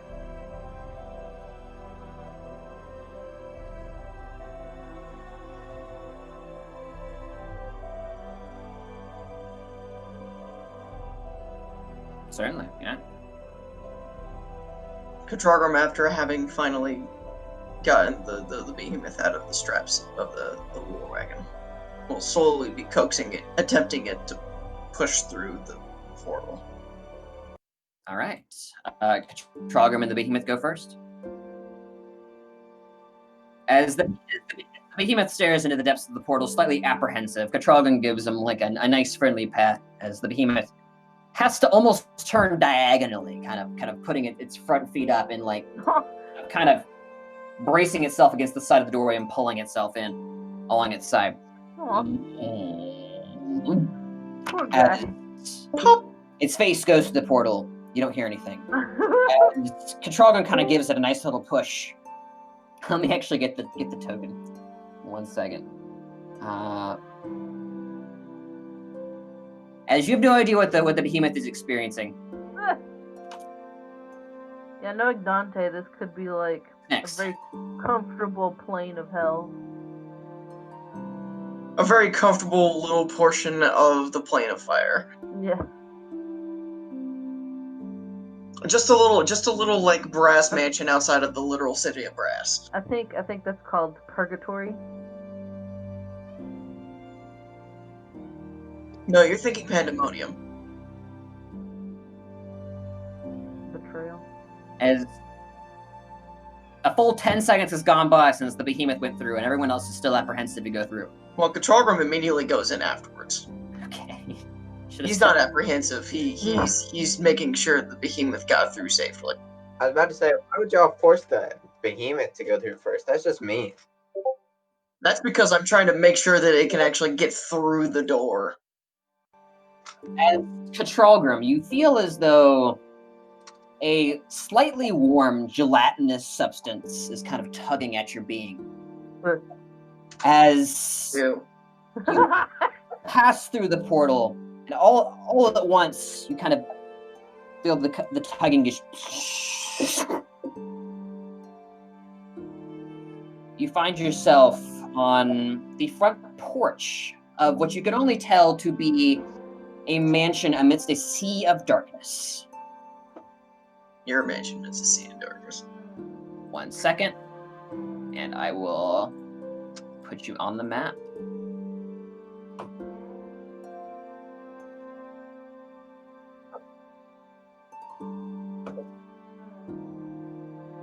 Oh boy. As you stand on what looks to be a kind of fiery ruin on the ground. The front porch, simple stone steps. Kind of orbiting about you are strange, fiery orbs of light, almost reminiscent of the wisps you saw earlier. But strange, lifeless, wreathed in darkness, almost like in a reverse eclipse. And yet still shedding light. Yeah. Beyond them, absolute darkness. The mansion itself, however, seeming to be illuminated of its own accord. You can see in the windows small candles and torches illuminating the interior. The doorway in front of you already opened. You can see the behemoth munching down on hay as it lays about.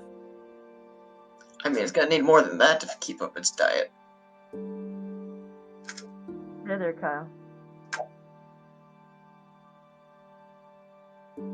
Yes. Excellent. I love how I start off in the top left-hand corner, and the first thing I notice is a prison. Mm-hmm. All right. Who's next? Edric will be last because he's gonna finish casting that circle like last thing. Sure. Yeah. Andraji's standing right next to that doorway, keeping an eye on things. So I guess that makes Ben the next one to go through. Yeah, because Or I think Ina. everyone's apprehensive. Yeah, and Ina needs to go in. Oh, okay. Here goes. Ina on the pedestal, like, whoa. She kind of loses her balance for a second, as her depth perception is totally foiled by the utter darkness behind her as she kind of looks around. Says, okay, we're looking this way. As she kind of walks behind. Okay, we're looking in this direction now. Oh, poor Ina. Wow. She walks in, a brilliant chandelier illuminating the foyer, a fireplace that warms the heart, suits of armor flanking the doorway, doors to the left and right. Who's next? The Telkar should go through next. Yeah, it's okay. I mean, obviously the next one is going to have to be Telkar, because the other three don't want to leave. Why don't the other three want to leave? Edjark is finishing his circle. Dante wants to be the last one in. So I hate to do this at this point, but in the interest of maybe not consuming the resources that Magic Circle consumes, I can cast Tiny Hut over the portal, and that The idea for the last 8 hours. So I don't know about Tiny Hut, but the idea was that I was going to cast a magic circle around the entrance as well as around the wagon. Can you do that with Tiny Hut? It's a tiny hut, so I don't know that it would fit. The tiny hut's not going to fit around the war wagon. I believe it's a 10-foot radius. Let me confirm. Yeah. With a 10-foot radius, the carriage would just barely fit. The spell fails if its area includes a larger creature than medium.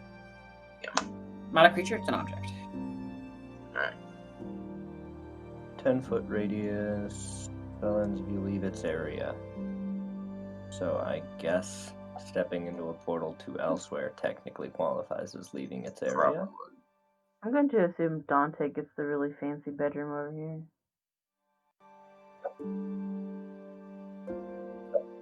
Why does it have a bed?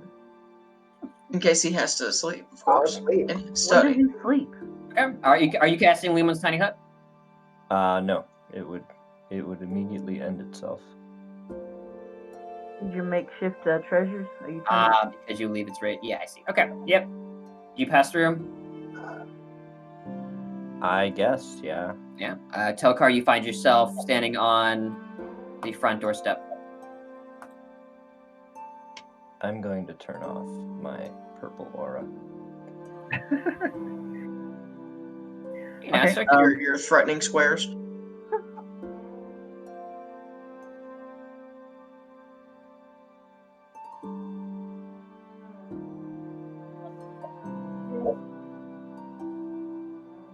certainly. But a minute passes as Edgearch finishes the circle. The arcane runes lighting up around the wagon, and is it just around the wagon or the portal as well? It's around both. It's big enough for both. Nice. Okay. Edric starts to pick all of the available available parameters of what to exude or exclude from the circle. But then thinking about Draji's nature, he appends at the end that he is not going to include celestials in that, just in case. All right. So any elementals, fae, fiends, or undead will not be able to enter the circle. And yeah, Just go in ahead. case. Okay. Walking almost abreast. All of you walk through the portal onto the front step of Oblivion. Welcome to Dante's Mordenkainen's mansion.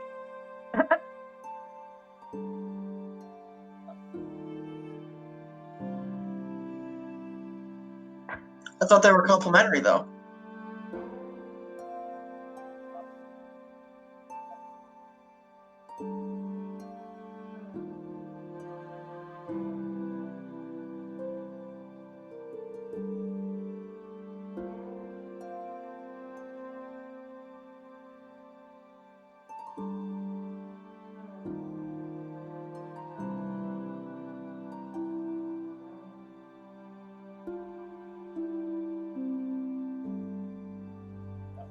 No, thank you. A sort of time lapse occurs as Dante just poof, door opens, dining room, bathroom, dining room. And then he just throws open all of the individual bedroom doors. He's like, bedroom, bedroom, bedroom, bedroom. Bedroom, bedroom, bedroom. Study. Don't touch that. Very, very briefly. And Draji raises an eyebrow.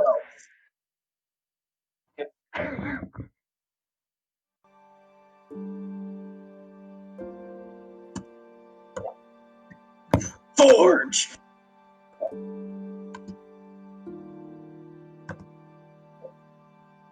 Of course. Out the door!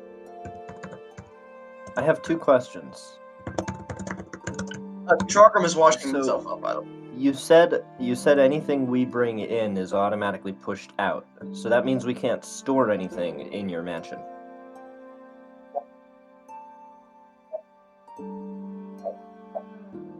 Okay. So we couldn't, for example, store a bunch of smithing materials and then use them to craft, because of course any smithing materials you conjured via the spell would disappear. Even if I crafted something with them, that item would disappear as soon as it left the mansion. But you can take smithing materials into the mansion, craft, and then take it out. Yeah, but If it just the materials or other miscellaneous good is transmuted sufficiently from its original state to another, it will be maintained outside. Oh, wait. so What about This is why you can be sustained by the food in the mansion and not have all of your energy sapped when you leave. so Donnie can Man, conjure iron ingots, and I can craft armor, and that armor becomes permanent. No. Basically, if you take things in, they will be, and you alter them in here. So, for instance, if there was a hole in your shirt, and you took one of the imaginary sewing kits and sewed it back up, when you left, since the shirt is still material from the outside world, the shirt would still be sewn up when you left. You'd have to bring your own thread, though, is the point. Exactly. No, because then that wouldn't explain why we're able to eat food and be sustained here. There is a Right. line, but you don't know where it is. Austin just said if you take conjured materials from the mansion and alter them enough. So the question is, where is the line of altered enough? Obviously, breaking down food into energy is pretty heavy amounts of alteration, but where is that line?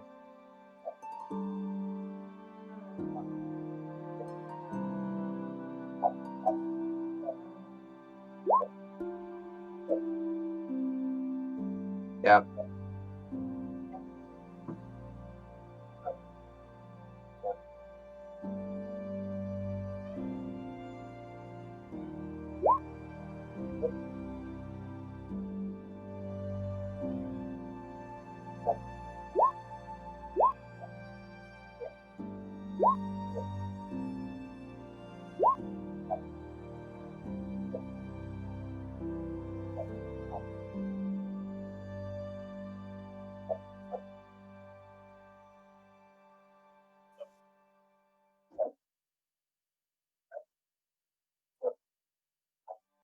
Yeah, I mean, at this point, most of the stuff in this mansion is not beyond your guys' budget, like not even close. Like you guys can afford everything in this mansion, no problem. So it's not really a big deal to me. I stand by what I said. If it is transmuted sufficiently, where that line is, you don't know, then it will essentially stay in its corporeal form after leaving.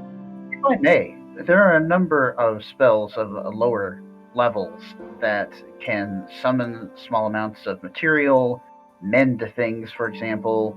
Mhm. And I think that it's fair to say that this mansion, as it is capable of performing those levels of spell happenings.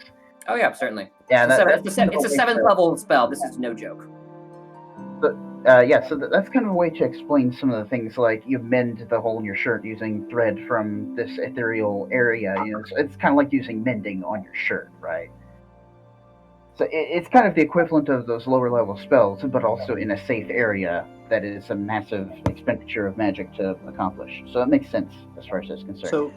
So the origin of my comment statement is that the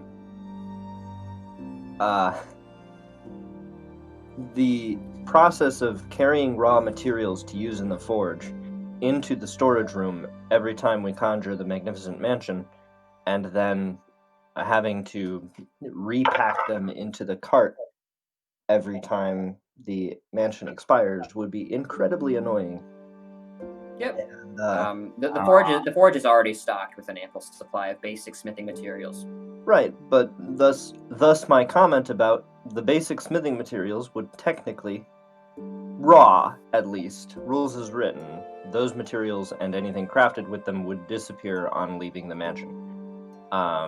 Based on your comment about transmutation, I think I'm going to experiment with forging some things and see how many of them stick around. Certainly. An iron arrow to see if I can use the bow with a more sturdy arrow.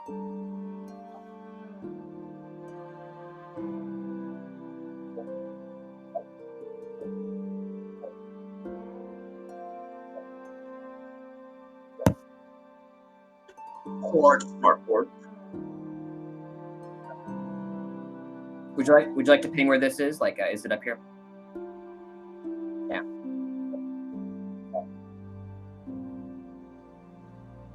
Okay.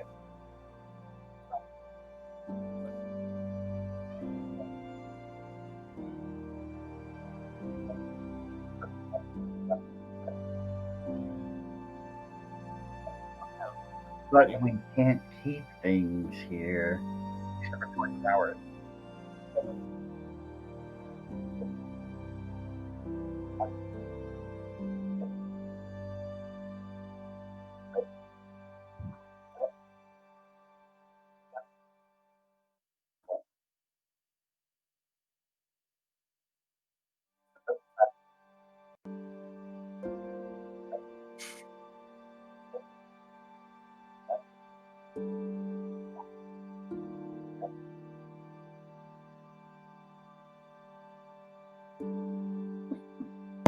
Telkar will Would follow you guys like to Dante. move your tokens?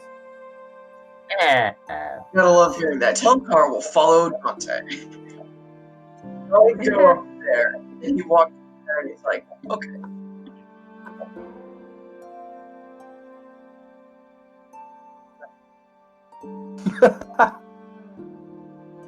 Haha.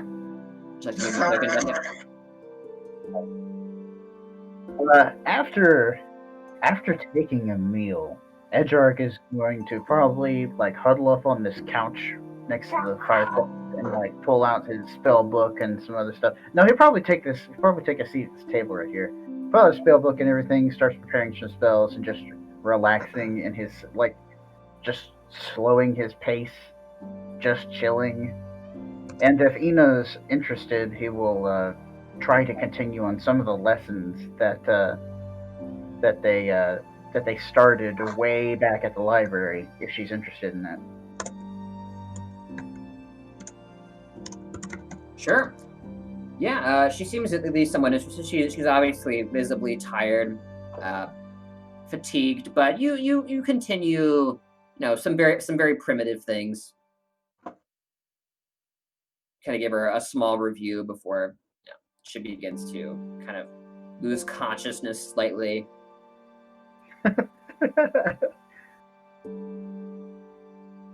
Okay. So how does this stuff over here resolve?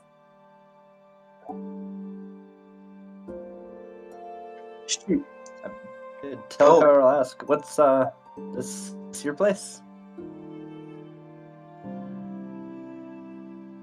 Telkar will kind of nod sagely, and Stroking his beard I thoughtfully. think if I remember correctly, I was working on something for Dante. It was a couple sessions ago. Iron He'd portal. already given it to him by then. It was the ivory portal that he just used. Did I? Okay. Cool. That is how we appear.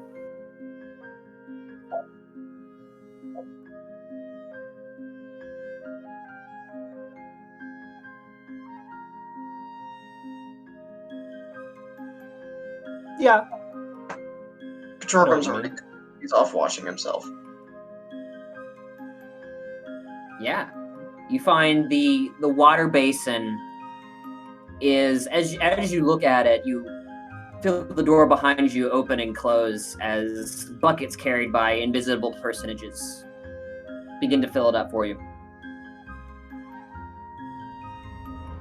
Odd that a man that likes fire so much has a water basin.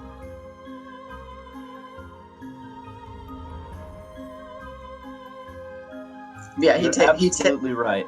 Dante, you've got to change up your mansion. We should be washing our hands in fire. Yeah, Katrargrim's just gonna take himself.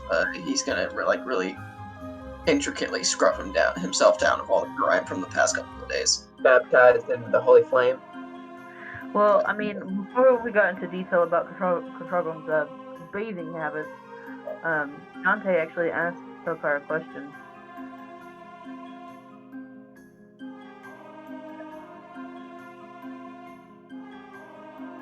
Saying you need some alone time.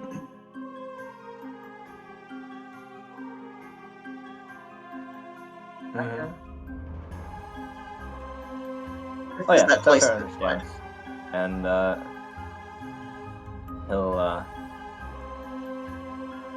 he'll head over to the forge on the same kind of vein of thought. And Yeah, the forge is now Telkar's place to be left alone. Yep. So, like I said, I think Telkar wants to experiment a bit with making stuffs, and he'll probably take the moment to forge something of a moderate level, like maybe a steel arrow for Katralgrim or something like that, or like a Sure. dagger, something simple but obviously different from the ingots it started as. And Certainly. then he'll walk to the front door and step out the portal and see what happens. Cool. So your control group was a steel arrow and like a dagger? Yeah, sure. Sure. Yeah. As the first hour or so of you in the forge, those of you in the sitting area can kind of hear some banging and sizzling as the door will sometimes open, creating a wave of heat. They kind of, just hit you guys like a wall before closing once again as an unseen servant ferries various materials from the storeroom to Telkar, such as water to cool the smelter, more coal, etc., etc. Most of them come directly from this room, which is apparently the storage room of sorts. As Dante, you walk up the stairs into your room, and for about a moment, everything seems to sit still. You look about, the smells are the same. The furnitures are the same. Your mind is not one to let tiny details slip past, even over long periods of time, even over a lifetime. You feel nostalgic, at peace. A time in your life where, distraught as you were, as strange and awful the circumstances were, you ended the day by staring at this desk, at that bookshelf, at this dusty, simple, worn-out bed.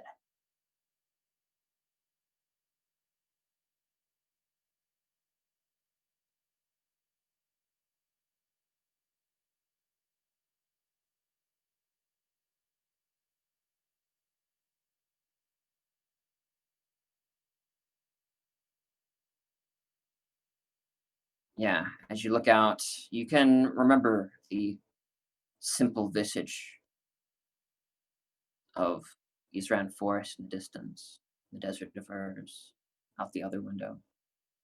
Your simple tower.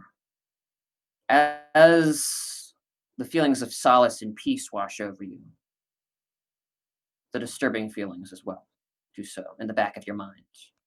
The steel trap of your mind wrenching them like a vice, keeping them from entering your thoughts anymore. But they are there, even still, a lion in wait, the things that occurred in this town, the things that you wish to forget. All right. The rest of you, what are you doing?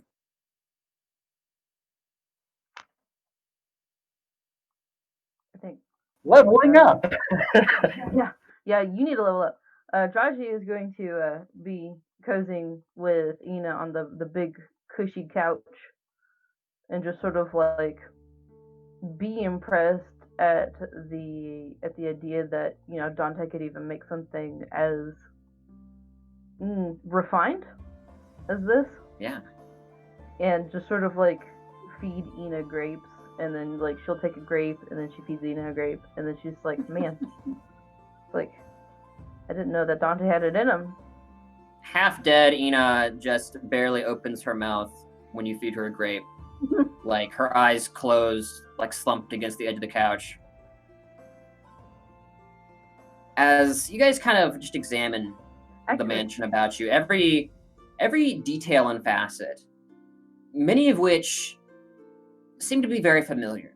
You feel like you've seen this carpet before. You know you've seen this table before. The various map tables and, of course, the large table with the Raven Queen's seal on it from the Enclave. But many still objects that you don't think you've seen before.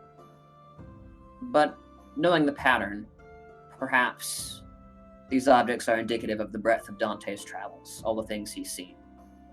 The best of the best compiled here, what he has found attractive in his time. There's a certain practical ruggedness to it all, but at the same time, it is comforting in its way.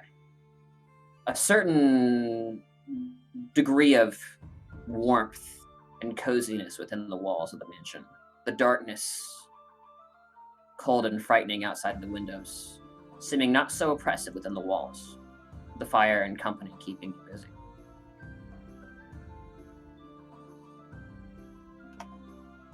Yeah, if Ina's looking like she's half dead, Draji will probably escort her to her room. Certainly.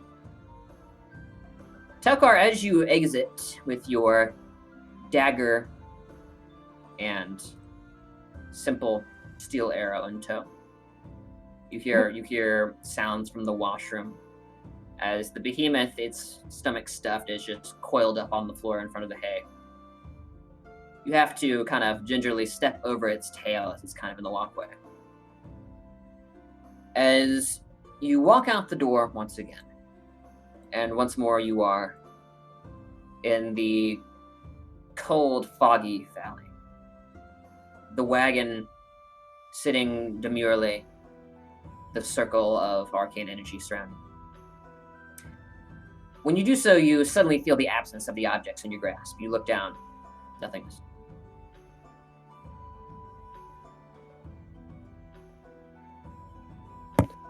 Okay, that is good to know. I guess I'll pop back into the mansion.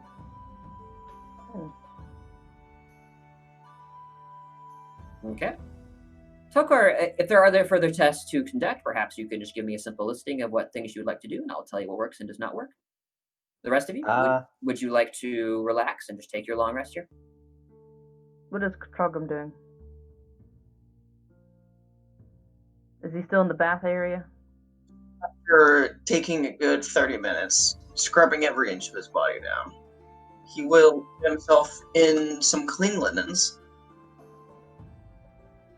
I would hope that Dante's servants would have clean linens. Yeah, I'm almost done. Yes. You do find that almost like from being when hungry? you look for it, Yeah, I'll make they are some food. suddenly there. He gets himself all nice and dressed up. He straps the bands back around his arms. Takes a step out, feeling quite refreshed. Yeah. He steps over to his behemoth with a small smile on his face and gives it a little scratch on one of its chin blades. Kind of rolls over, its tail twitching delightfully as you do so. Yeah. You've done well. Thank you, my friend. Rest well. Our journey is not yet done. Hearing the happy thumpings of the behemoth, Josh would probably come out and be like, is it my turn yet? Katrogrim gives her a bony eyebrow raise, and he's like, I guess. Thank you. Just be careful where you go, because he gets defensive in some spots. Oh, no, I'm talking in the bath area. Oh, yeah, it's you go ahead. Okay, thank you. Yeah, she really wants to Thank get you. she wants to get that grandma.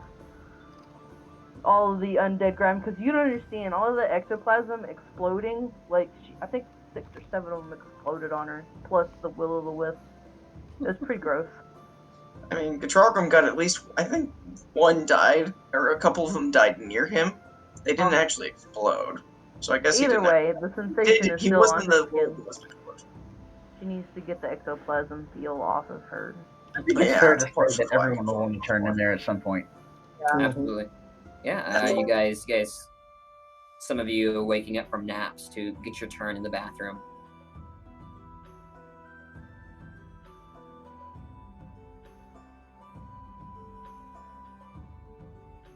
Yeah. I'm sure you could.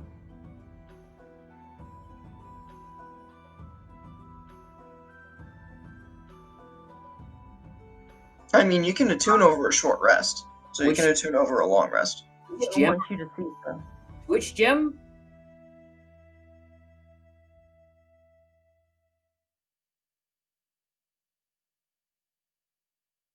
I believe I have said in the past that attunement is impossible, though you have been given brief visions of what to do perhaps to become attuned.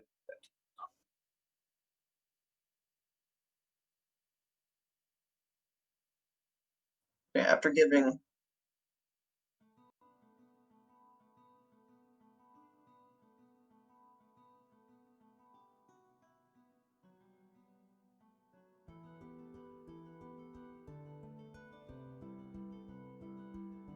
Ah, that's possible. No, we picked them up. You guys went into the tent, and we picked them up.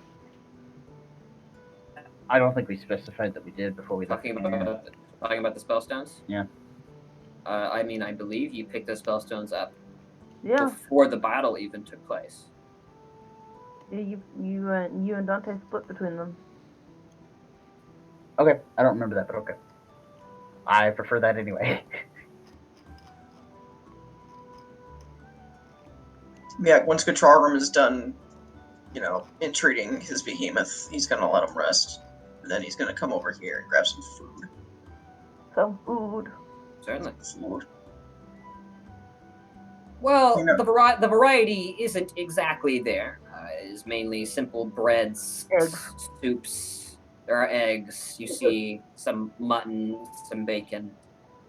Everything you eat is very good. It has a certain wholeness to it that is almost lacking in its material counterparts, as though each thing you eat has the nutritional value of something else entirely. It also has a slight burnt taste to it. I don't know why.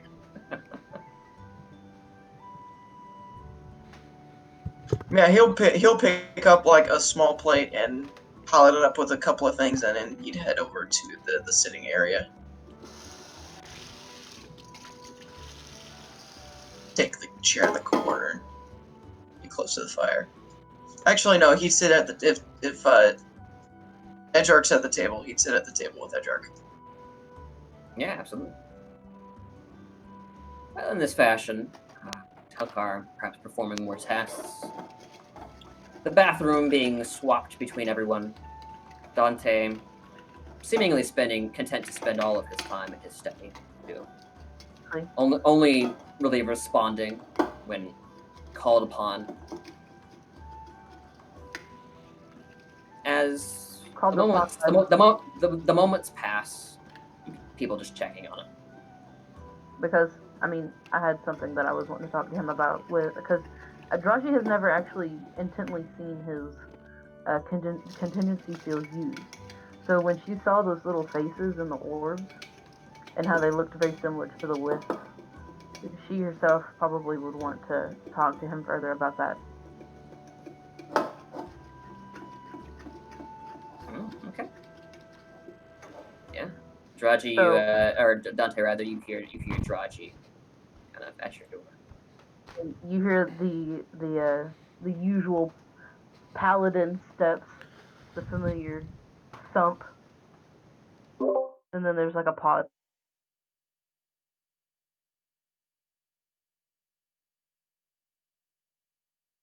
You I don't know who picked up the door, but the door moved right into my spot. I thought it was funny. Caleb, was that you? Easy, okay. Yes, Dante can move the doors.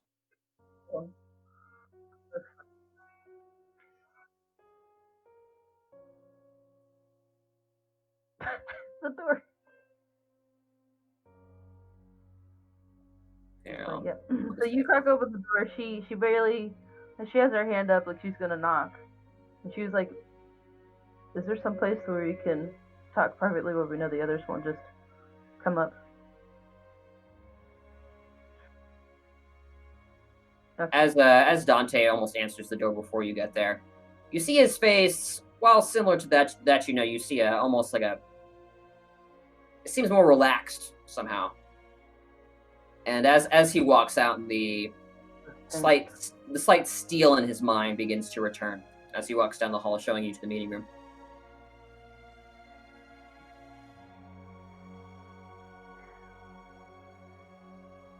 So, I noticed on the battlefield you had very impressive blue fireballs. What were those?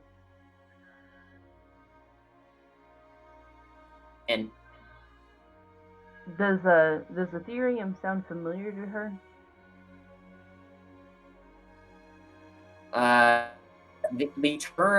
The term Ethereum refers to any entity that dwells or has dominance over the ethereal plane. Okay. Is that a part of your repertoire of spells, or is that something different?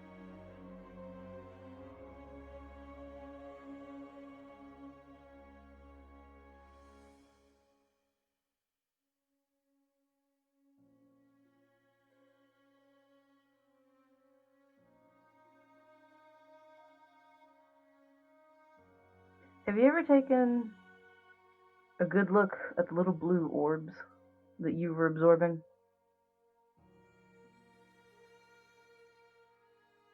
What are those?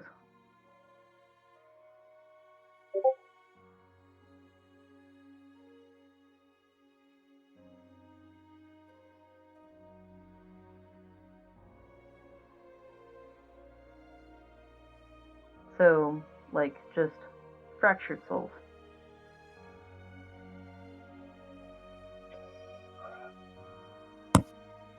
Is there something in particular that you do to gain that? In other words, how do you gather these fractured souls? What is your... Oh, okay, yeah, that was pretty matter-of-factly. Is there something you do before? Or is it just you kill things and you get their soul?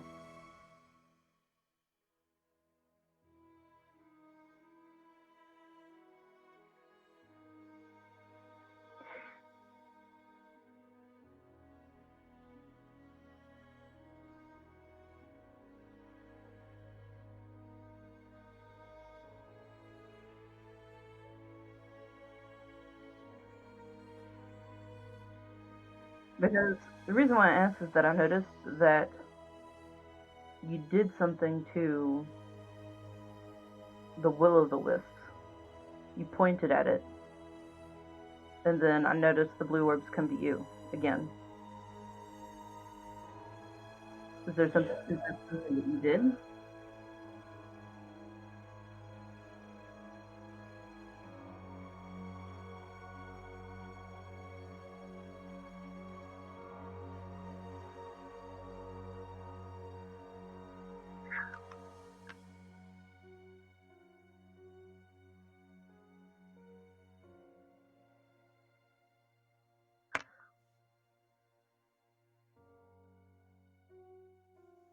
But that doesn't really make sense, because why would you have orbs come to you when I killed the horde that was in front of you? You didn't kill it, I killed it, but you still had orbs go to you. So what did you do to gain those orbs?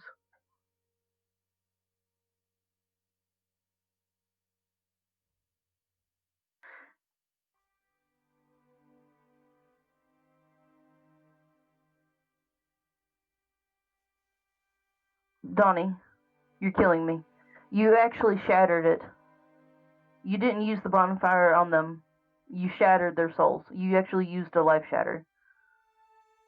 So,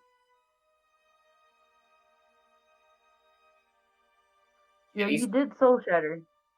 Yes, I'm trying to get to the soul shatter part because you were dodging it everywhere. Either that or you're missing it on purpose. Okay. Yeah, he soul shattered in the bonfire later.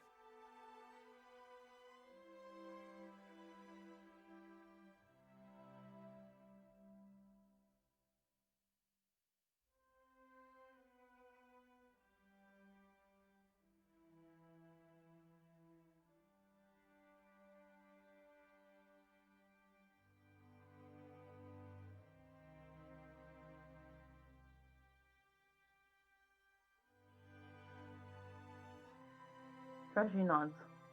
And tries to understand a little bit about this.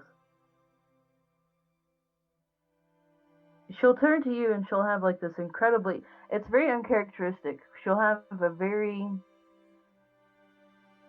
stone cold, very calculative face. She's usually very bright and chipper, but you can tell that she's thought about this, whatever she's about to say, very critically. And she says, if you're able to control life sparks, as you call them, or souls, then if ever anything were to take me down, if I get really close, then I need you to actually take my fuel and use it to protect Ina to the very last bit. I can't be within the enemy's hands, because if a horde of demons are throwing lots to tear my soul to pieces amongst themselves for power, then I can only imagine what it would do to yours.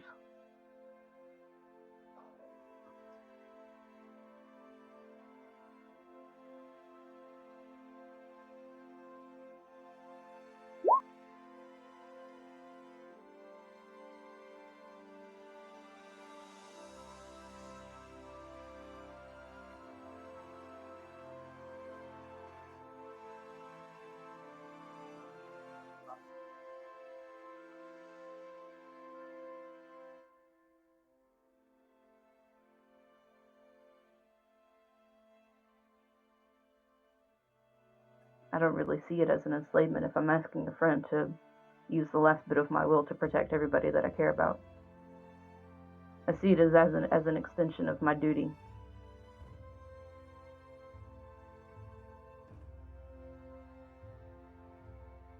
But will you do that for me?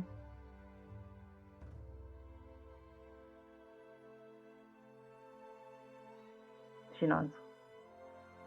Also, make sure you char the body, because I wouldn't want to become an undead husk.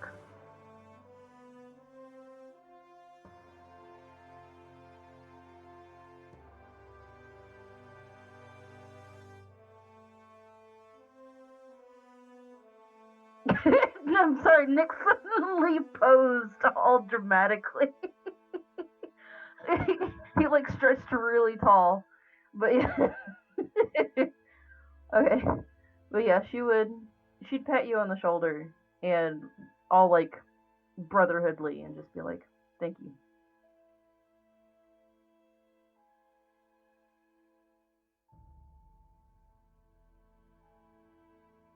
Yeah. All right. Drudge's gonna go sleep.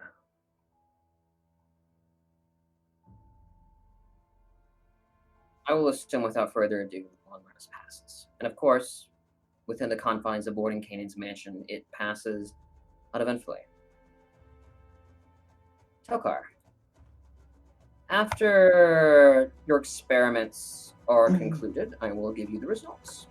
Which, by the way, after an hour of your experiments take place, you exit and see the magical circle has dissipated.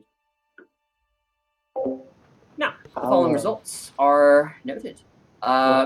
When I sorry. notice that, I do convey that information to the rest of the party, especially Dante and Edric. Alright, you do so. Most of your experiments end very similarly to your first ones. Iron into steel, disappeared. Crafting iron and steel into something else. Armor, artistry. This is all unfortunately disappeared. Much to your sadness, as you felt that your craftsmanship on the dagger was particularly masterful, and you spent quite a bit of time on it. However, your fifth experiment, using fabricate to craft an item magically, there appears to be something to imbuing objects with magic within the confines of one mansion. It is almost as if the magic of the mansion itself is what allows these items to sustain their physical forms. A form of transmutation through conjuration. However, upon using magic to imbue an item very simply, I will assume an infusion. Would that be fair? Hang on, what? I'm confused. Apologies, you said fabricate. Never mind. Yeah, fabricate. Which item would you like to create? And that item sustains itself after exiting the portal. The sole survivor to otherwise fruitless experiments. Okay, so the last experiment, mixing in a little bit of iron from outside, did not help? Correct. We'll say it was a sword. It when you exit, you find that the blade is full of holes, almost as though it has been bitten away by termites or something, like Swiss cheese. That makes sense. What can I do with fabricate? Raw materials into products of the same material. A large or smaller object.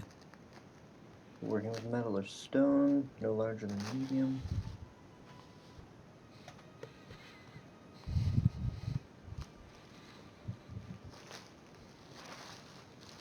I cannot tell if this,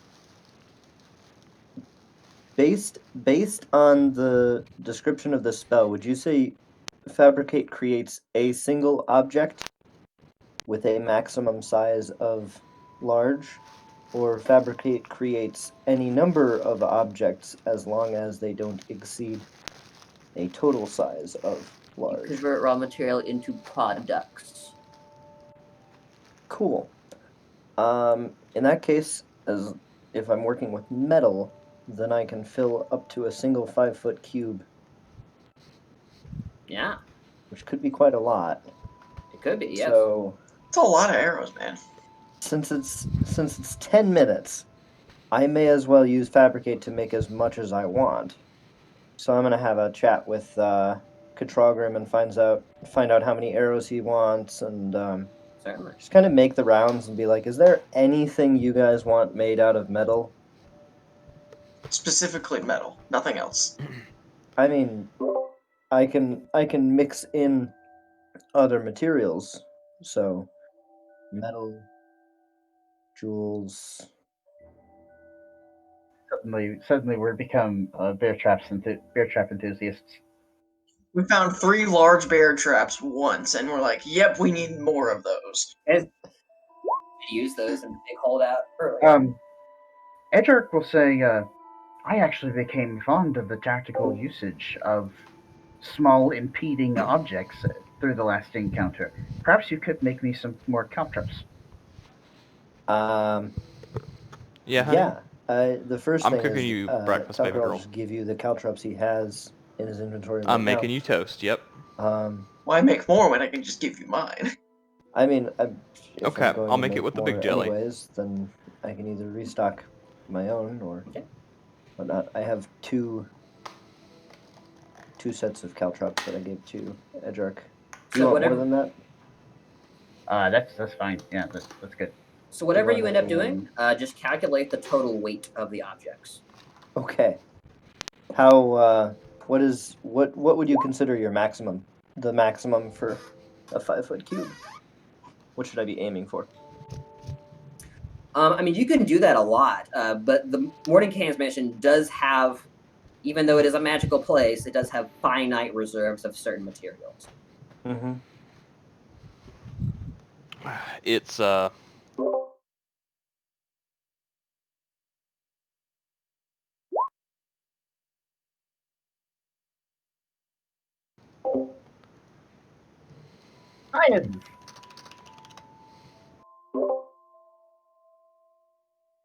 For starters, I would say you could construct 50 pounds worth of stuff before the reserves begin to become diminished enough to restrict your abilities. Okay.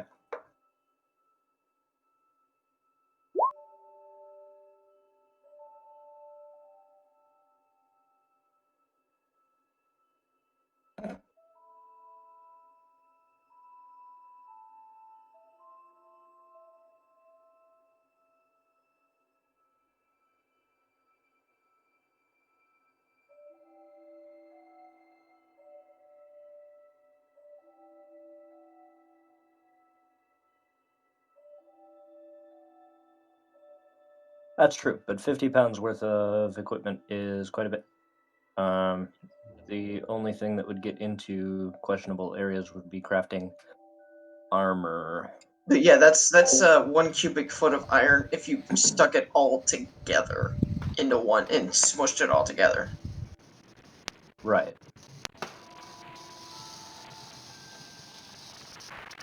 Of course, 5 feet cubed is 125 cubic feet of iron. So if to clarify, it is not 50 pounds in iron. It is 50 pounds in net materials used. Right. So you can make basically anything that is more or less mundane, as long as it is within the bounds of 50 pounds. Yeah. I guess let me know what things you people would like. Katrogrum is only going to ask for like 10 arrows because we don't even know how well this is going to work with the bow. Okay. He'd rather, you just he'd rather want, not like, waste too many strong materials. steel arrows. Sure. 10 of them. How much would you say those would weigh? They're a bit, they're not exactly a raw. 0.1, so a net of 1 pound per arrow. Alright, Or per 10 arrows, rather, excuse me. cool. So you have 49 pounds to go. I was gonna say, I got 49 pounds to blow, guys. What do you want? The question is, am I going to have to install it? Is it going to have to install its own fletching, or is it just like one of those arrows that have the metal bits on the end that stabilize it? Oh, the fletching is already part of it. I'm fairly Just certain I'm double-checking. capable of fletching arrows. Question is, would regular feathers be good for fletching, or is it just like a missile a mini missile where it's just like fins on the end of it? Okay, in the interest of expediting this, we're just going to go around the table. Donnie, do you want anything? I could probably make spell components if you have any more that you want. Okay. Okay, do you want to make bear traps, Ben? I'm gonna put them at last priority. If nobody else wants anything, I'll make some bear traps. Christine, do you want anything? Unless you can craft diamonds, no. I can. Nicholas, what do you want? I have proficiency with jeweler's tools, so I believe I can craft diamonds. I asked for caltrops. I got them. He can replace them if he likes. Okay. I'm going to look up the weight of caltrops real quick. No, I lied. I don't have proficiency with jeweler's tools. A Dork might also ask for extra crossbow bolts on Ina's behalf if she needs them. She does not, only because she has a repeating crossbow. Yeah, caltrops are remarkably light. They are 0.1 per bag.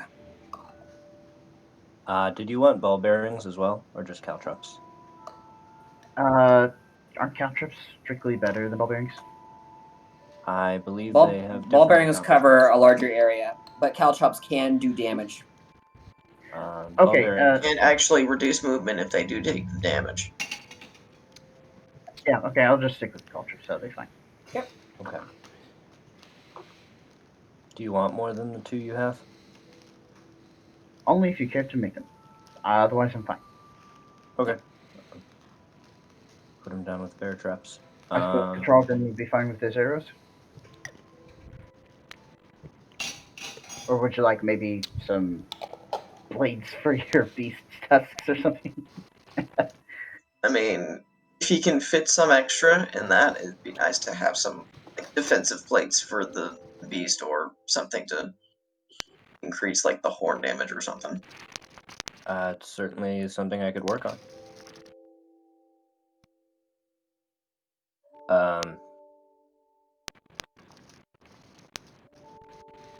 I have no idea what effects or weight class that would be.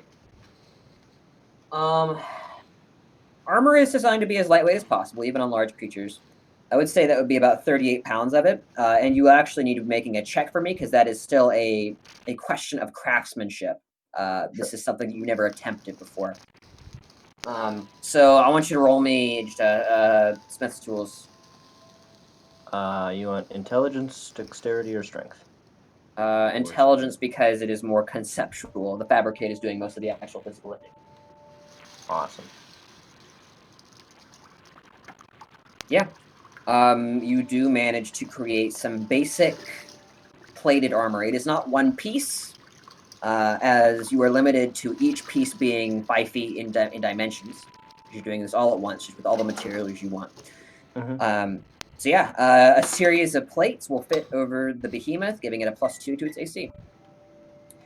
Okay, and I'm going to look up bear traps real quick. As it is a heavy armor made out of metallic pigments, it has disadvantage on stealth and acrobatics. Not that it was that very good at those anyway. If you would like to add that to his inventory, Kyle. If you can. I'm not sure if you can. Of course. Okay. Hunting traps are, good lord, 25 pounds. Never mind. I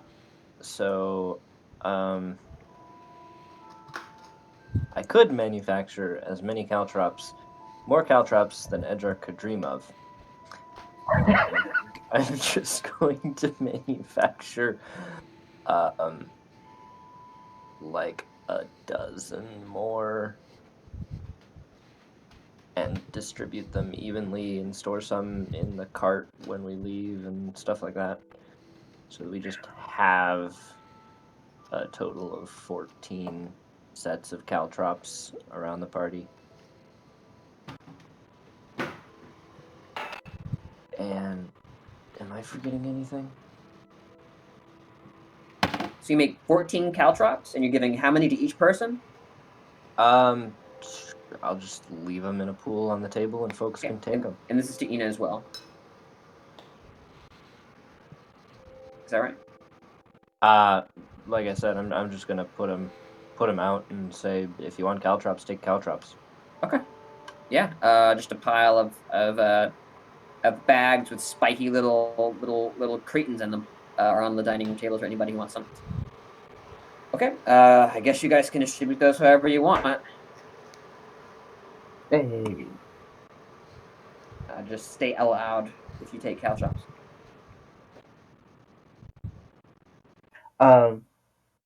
Christine just reminded me that we need to look into who has the magic stones that we apparently did acquire. I think there were 3 of them. Is that accurate? Awesome. I believe there was 2, and both of them are 2nd level.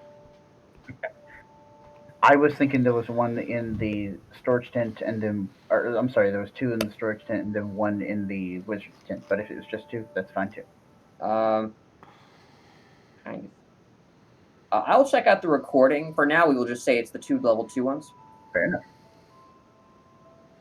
So we can keep those for emergencies. Be able to use a spell, another 2nd level spell, or 2 1st level spells. Okay. Just one being each of you. So Dante, you have a level 2 spell stone.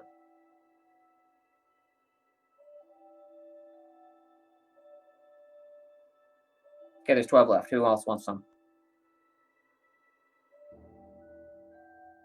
I think I'll take another because he can distribute them efficiently. Okay, 11 left. He'll take 2. Ina's asleep, but she might get some later. Yep.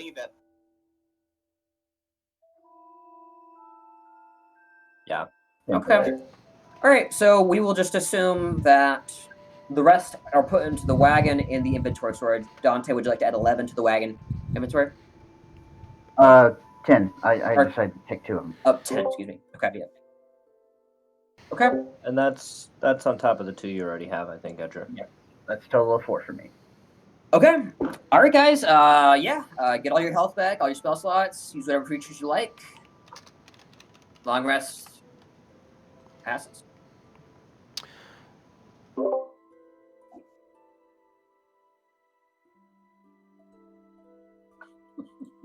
in the world? Okay. Everybody roll me a D100. Everybody won? I don't like the sound of that. D100. Yeah. Was that a little exclamation from Ben? Yeah. I'm rolling well all day. I don't know. The dice do not like me right now. 73.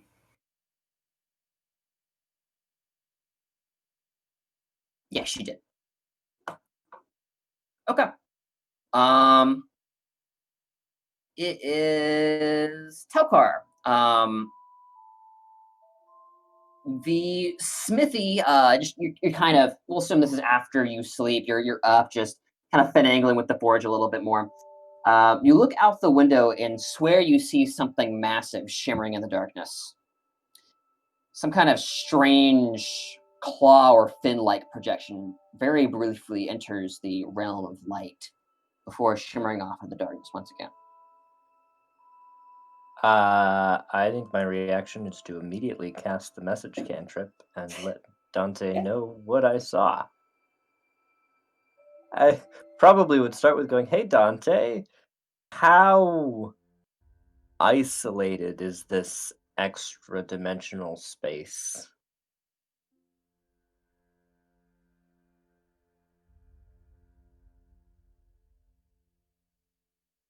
Yeah, absolutely. It's a private demiplane.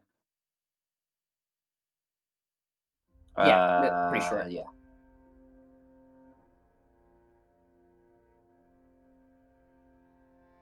I mean, I'm not asleep.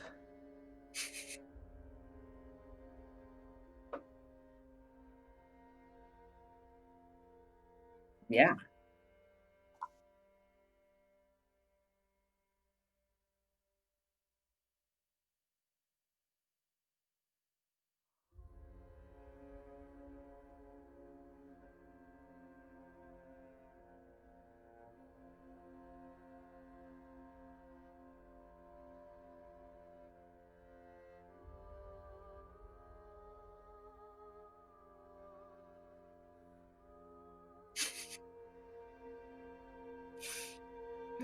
Okay. Dante says it like that. He totally changes his way of speaking. And with that, we'll keep that in our back pocket. Kind of taps Telkar's shoulder a little bit and walks away. World?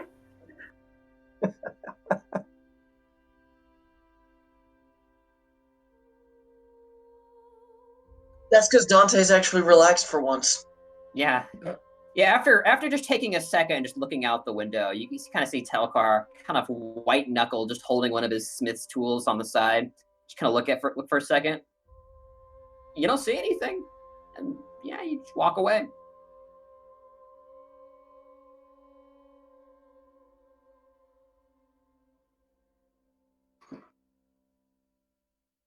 Yeah, absolutely.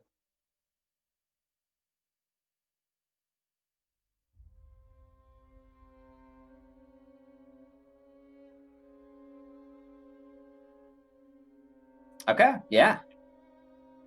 Okay. Does anybody have any final business? This is, I would say, probably the 9th hour of the mansion being erected.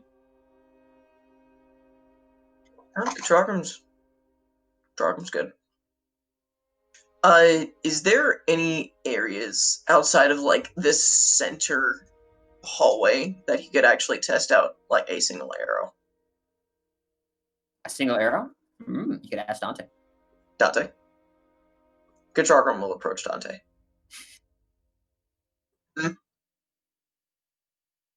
Test the arrow. See how well it works.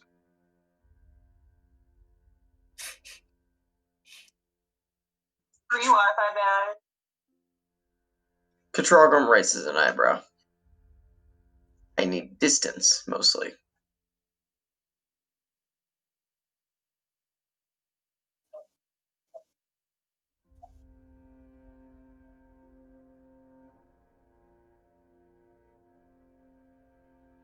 Outside might be the best place to actually test range, since.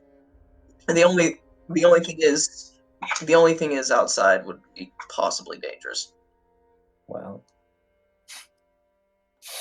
you have arrows that you know the capabilities of, so it's not like you can't use the bow. Right, because I still have regular arrows. For the sake of brevity, Kyle, the variety of arrows and bullets you shot through your special bow earlier made you think that the differences are fairly negligible between the kinds of ammunition, except for the designated ammunition. Well, I mean, considering he's only shot wooden arrows and a steel arrow might do something different. You shot some iron arrows at the Dawnfield estate. You said there were none. I believe there was not just iron-tipped arrows. The iron-shafted arrows. Yeah, we were looking for iron shafted, and you said that the only iron shafted arrows available were for ballistas. Yep. I normally assume that, given the aerodynamic properties of an arrow, that the shaft is not made of metal. This is a very special bow. So. These are almost like bolts. This thing is shattering from pressure and from the bow itself. An iron-shafted arrow would sustain that pressure better. Maybe. Is why he would like to test a single arrow. Okay. I actually think Did iron. Telkar make him some iron shafted arrows? Yes. Steel. I think iron would be Not terrible. steel. Okay, yeah. Iron or steel? Because an arrow needs to be flexible. Okay. Where do you test it? Doesn't really matter. Just tell me a place. I guess since there's no other better place, He's shooting down this way. right here, Sure. and fire it down the way. No, Yeah, absolutely. literally firing to try and hit these other side. Yeah. Let me check the bow really quick.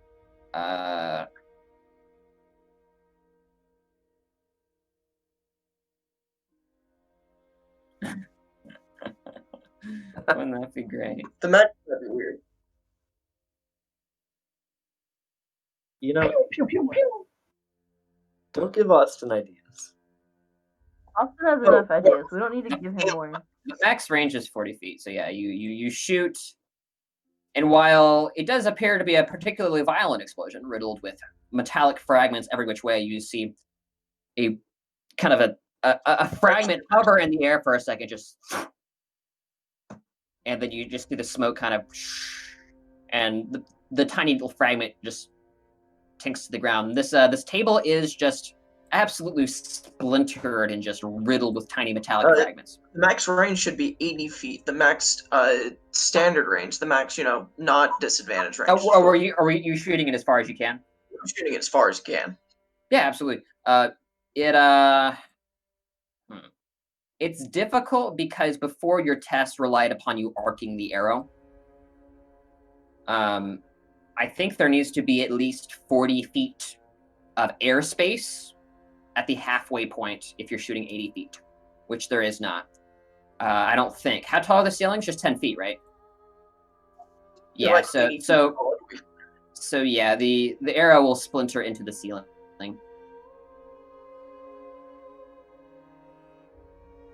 With a bow is powerful. Yeah. So it's the same thing? Right. Same thing, essentially, yes.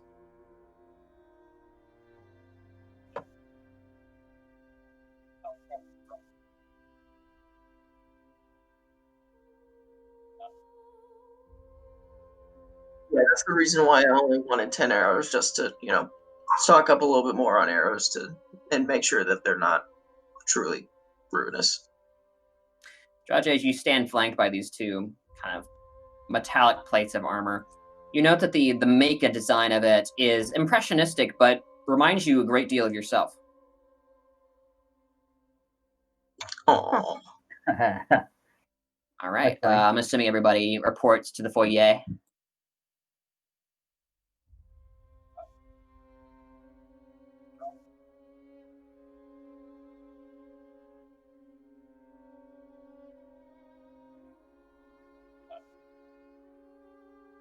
Certainly. I just exited Roll20 1 second. Go ahead. This is round relevant.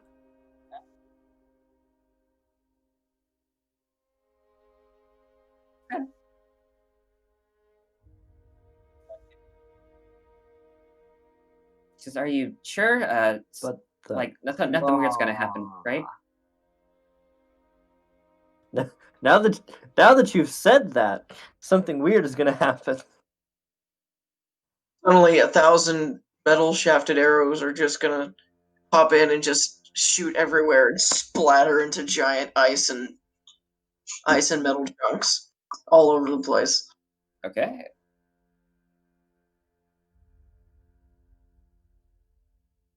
Let me just roll into Roll20 here and we'll get this started.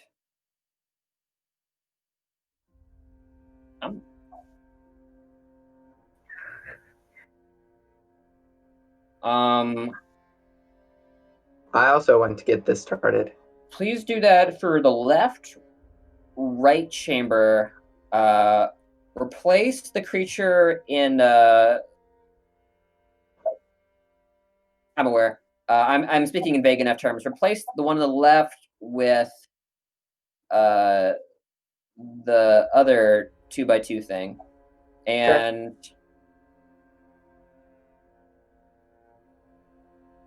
in the other encounter towards the end, just add a d4 of that, I think. Okay. And we'll make other adjustments as needed. Okay. Down. All right. I'm just to expedite things. Summarily, nothing happens as each of you exits in turn. Ina stays behind, kind of waves at you guys, kind of holding one of her arms. As the behemoth, slightly glutted, still manages to squeeze its way back through the portal. As you guys exit and are right back in front of the tomb. Apparently, nothing's happened to your wagon. Judging by the time, you think 9 hours have passed since you were here. Are you looking up my character sheet? Is that why you got confused? No, but yes. So, from Dante, you can kind of estimate based on the position of the sun from before you went through the portal at approximately 8, maybe 8:30, and it is now late afternoon / evening, about 7 o'clock.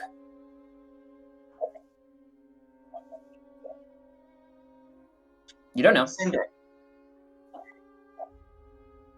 3 days. Now that's what it was.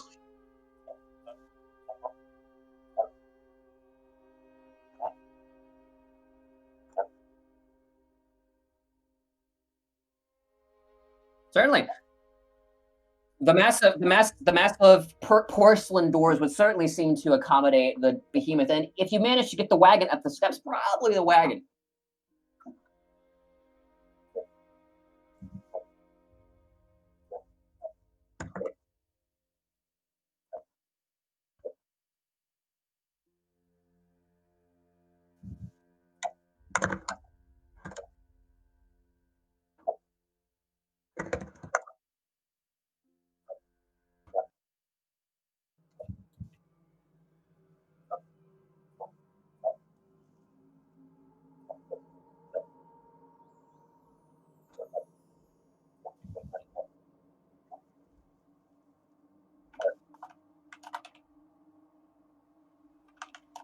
I'm sorry, you have to repeat that in 1 second.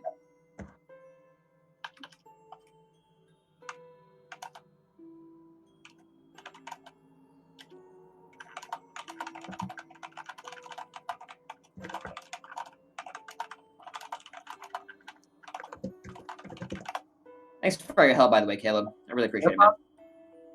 I'm having fun. Yeah, this is gonna be good. Okay.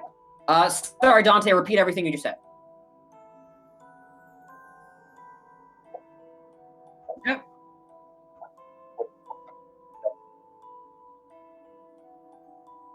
Correct. You have selected who can enter, and it will not close for, assuming no weird, funky time stuff is happening, another 13 hours, thereabouts. No, 11 hours, excuse me.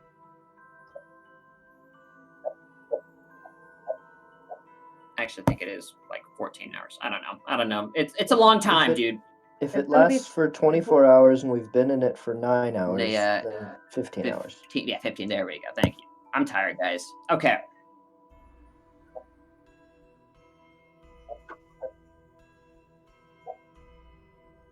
Okay. You approach the door. As you do approach, the fog kind of thick on the periphery doesn't seem to be too thick right here, and you don't see any hints of the blue fog, especially with your passive perception control room. As you approach, the doorway itself is well illuminated and quite clear of any smog. The 2 stone knights holding braziers almost offer a warm welcome. As Draja, you approach, the doors open seamlessly, silently in front of you. And silently actually means they have sound. Yeah, working on hinges that are apparently very well oiled. They skim across the ground, only making a noise when they finally reach the pinnacle of their axes, slamming against the walls on either side. So the doors reacted to me? So it would seem. Well, that's weird. Okay. Yeah, Further in, with your dark vision, you can see a narrow hallway, flanked on either side by more of these statues, though unlit, and what you think to be stone boxes on either side, perhaps coffins. It is difficult to make out. Yeah, so she's gonna reach into her bag, pull out the torch, and light it on fire with the braziers from behind, and then pass it to Ina. You give Ina the torch? Yeah. Cool. One moment. Just getting the fog of war set up here.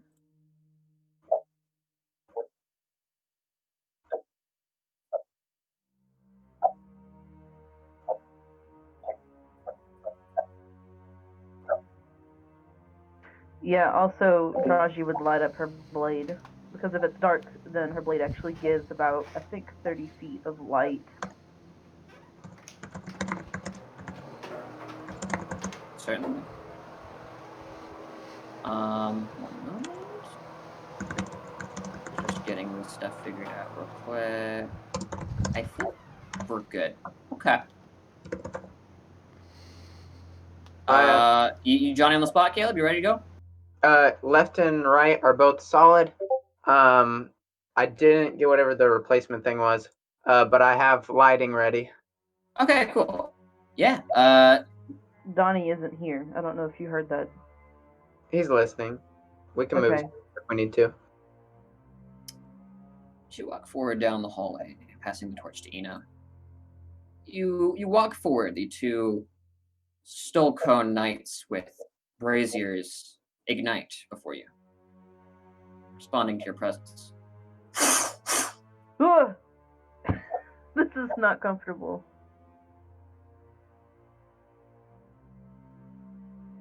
Yeah, Draji just sort of like still a little on edge. Do I recognize any of the tombs in front of me? The stone sarcophagus? They're a little difficult to make out from this distance. Okay. Do I see any weird markings on the floor? You can roll an investigation check if you like, but not immediately noticeable.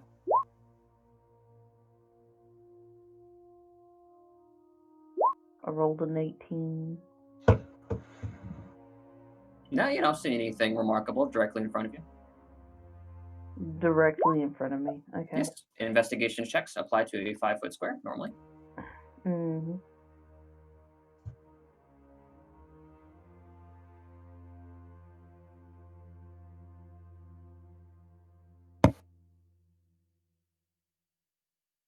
Okay. All right, everyone, marching order. Right. I'm gonna assume Mina's gonna go right there. Sure. Oh, this music. Wait, right there? No, not there. Here. Hmm.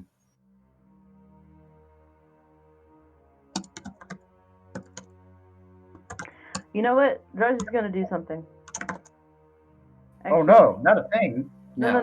I remembered with divine sense you have to have direct line of sight, I think. Let me find it. There it is.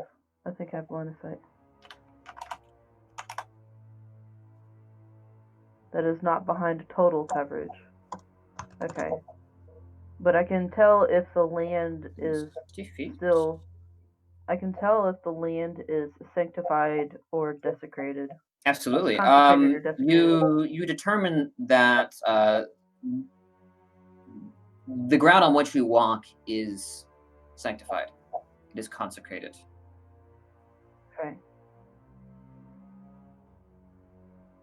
Beyond that, you do not determine any other particular entities.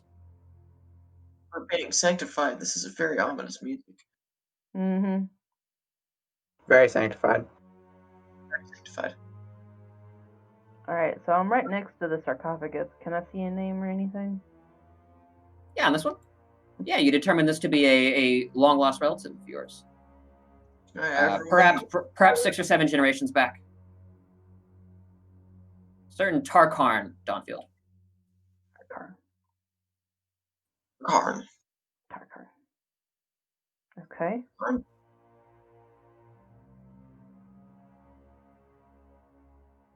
To Karen.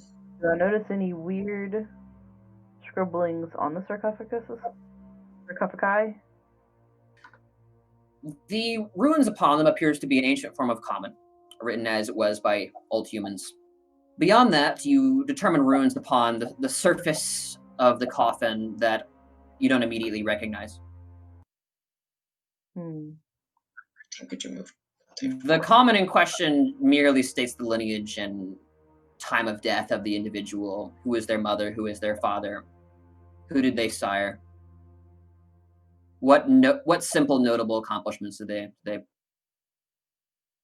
accomplish throughout their life? Got it.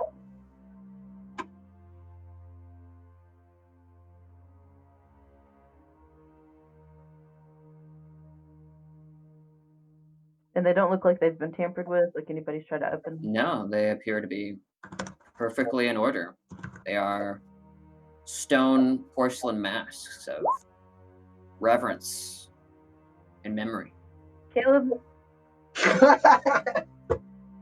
I like how he did the colon wink. Yeah.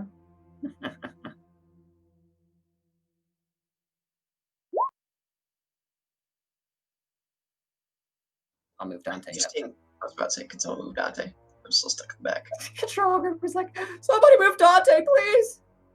How did Ina go from being in the mansion to getting a piggyback ride from Dante? Oh, I have no idea. I don't know what he's We doing. pulled her out of the mansion, didn't we? Yeah, she came with us. Sometimes did she? it just be like that. I mean, I'm tired. If you guys meant to leave her in the mansion, she's there. It's fine. Hang on. Was she supposed to be in the mansion? Donnie, you need to clarify with typing or something. I think he wanted her to be in the mansion. I'm pretty sure we said I'm pretty sure we left her. Okay, that's fine. Yeah, she's not here, guys. Hey, wait, no, hold on. We can't just. Okay, no, hold on. If we get stuck in here for more than another 23 hours, and she gets pooped out into the open by the mansion. Yep, so better be quick. No, we're not doing that. I don't think Dante ever said anything to that effect either. I wouldn't be okay. Edric wouldn't be okay with that. Well, I can't imagine that Joshi would be Donnie okay with did that. say Edric could stay with her. No, we were talking about who was going to leave the mansion first in case there was something going on outside. Like if there was enemy. He was referring That's what to we were talking who is staying. Okay. Oh, he says Ina will be with us. Okay, all right. She's with you. Teleport her back, please. Yeah, no. Ina's like, whoa, what happened? Right, she's here. She has the torch still as well. Okay, guys. Big torch energy. Yeah. You begin to slowly walk down the hallway. You can see the end far in front of you. The illumination from the torch plus your dark vision can definitely see that. Yep. Edric's definitely checking out the sarcophagi. Certainly. Does somebody know light? I do.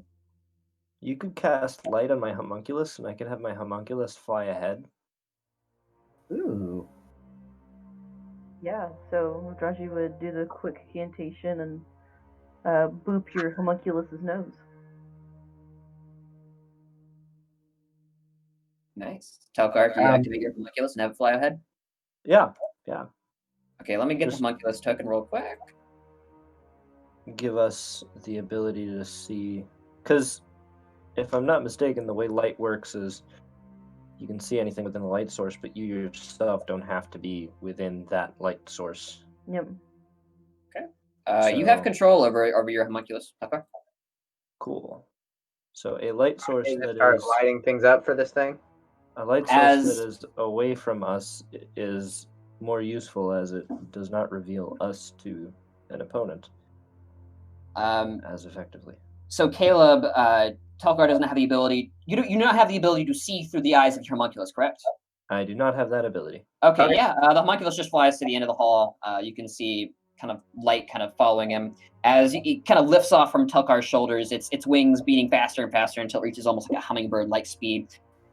You hear kind of the arcane engine inside of it just crackle. Flies down the hall. These sound effects. Oh boy, here we go. kind of hovers in place until you give it further directions. If I had thought about it, I might have put Spindle on. What is your homunculus name? Does it have a name? Argentum. Argentum. That's right. That's right. I remember thinking that's a cool name, and then just not remembering the name apparently. Yeah. Ironically, there's actually a certain military camp that a certain individual went missing at in Israel Forest that is called Camp Argentum.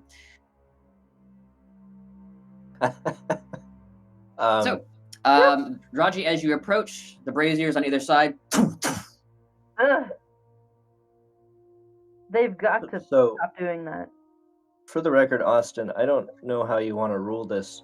Yes. But the homunculus is described as a friendly creature that obeys my commands. Mm-hmm. And therefore, I would assume that it has some level of sentience, like a summoned elemental might. And it can speak Common and Dwarvish. Okay. So I don't know whether you want to rule that it would communicate what it is seeing or not. You can tell it to. The way I view homunculus is they are freakishly obedient. Basically, you can give them parameters, and they will act within those parameters to the best of their abilities, but they are not going to do anything you don't tell them to do. Cool. I will tell it to communicate anything it sees.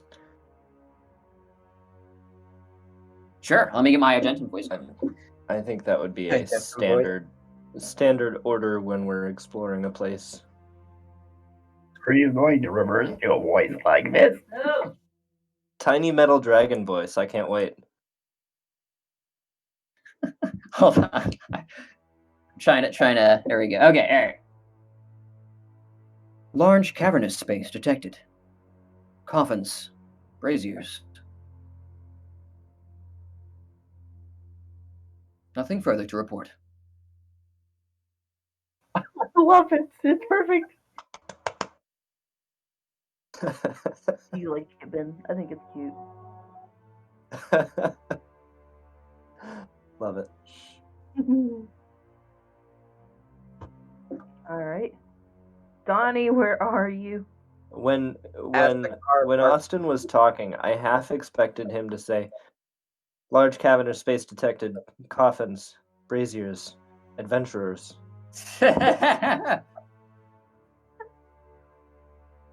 Okay, so I don't feel comfortable moving forward until Donnie's here to play with us. Oh my Oh, word. it's fine. He's just gonna move in for me. Caleb, shut up. I am Dante. Ah, yes, Dante. Okay, good. Keep going. Yes, Dante, I am here. Dante, are you feeling okay? Yes.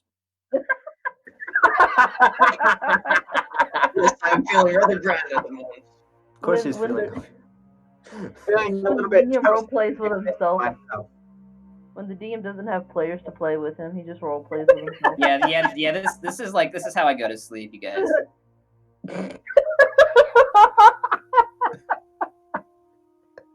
I just role play my entire party. This is how I know what you guys will do. Just calculate every possible role play option available. I'm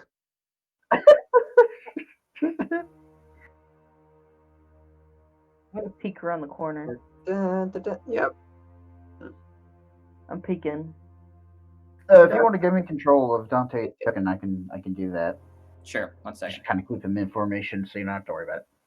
I have 60 feet of vision, by the way. Okay, kid. Okay. Yeah, you peek around. You see, and this is how large is light? Is that 40 feet? No, it's 30 feet. Light is 30 feet. Okay. My dark vision is 60 feet. I'm aware, but this determines what you can see in monochromatic visions. Okay. You see down the aisle many coffins lined up, as well as a brazier at the very end.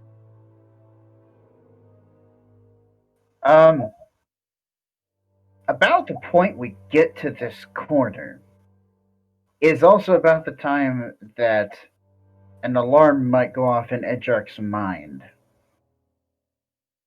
I think, role-playing him. And he'll probably, just sharply turn around. Of course, hold on. I don't want to move Telkar. Telkar moves into the abyss. It's like in Minecraft. Player Telcar moved wrongly. He'll just sharply turn around and like almost run into Telcar and just like start looking over Telcar's shoulder at these sarcophagi that he was looking at closely earlier, and he'll suddenly exclaim, "How do we know we're not walking into a trap here?" We don't. By the way, Jarek, the primitive light that you had before coming from the entrance is now gone. The door is silently closed behind you guys. Like, did that happen right now? You didn't know when it happened. Your perception wasn't high enough to spot when it happened. Oh, yes. Okay, Edgark is kind of reaching the point at which he's going to start becoming nervous, but he's going to explain. He's going to try to articulate his fears. So, if our opponents are potentially undead reside in sarcophagus. There are currently sarcophagus in front of us and behind us. Does this not concern anyone else? We will burn their mongrel hides. A thought occurred to me. Ina kind of speaks up with a small voice. Dante casts mage armor on himself. As if to reply to Edgark. I have never been more comfortable in a fight situation than I am right now. Like, if Austin said roll initiative, I'd be like, yes! Small space warfare? I don't know who all can see my purple square of death, but it's really satisfying right now. It is perfectly positioned to catch potentially 1, 2, 3, 4, 5, 6, 7 or more spaces worth of incoming enemies. Yeah, that's great. Edgark is going to use his first instance of detect magic at this point. Certainly. I do the thing. Okay. Does the thing. Magic in this way. You can turn your active feet, paint aura. Learn to school. Yep. You sense abjuration magic coming from the coffins, as well as primitive evocation magic coming from the braziers right here. Abjuration. That would explain why they're not coming out. Yeah. Relax. I relay this information. Now the question is, are there undead in there and they're trapped by abjuration spells, or are there no undead in there because the abjuration spells on the tombs protected them from whatever has been raising undead? You should dispel magic and see what happens. I could. I don't like your idea. Edgark, let's fight the undead and get some extra experience. First interesting question. Is it one instance of abjuration spell over all of the coffins? Or is it one abjuration spell per coffin? Or is it more abjuration spells per coffin? Holy crap. It appears to be one abjuration spell per coffin, kind of enveloping the coffin in a sort of envelope. I bet what it is that every time they bury somebody, they cast an abjuration spell on it to keep them sealed inside. To prevent any kind of necromantic power from interfering. I imagine those would have to be refreshed every so often as well. I wonder when the last time was. Do the spells seem old or weak, or can I tell that much?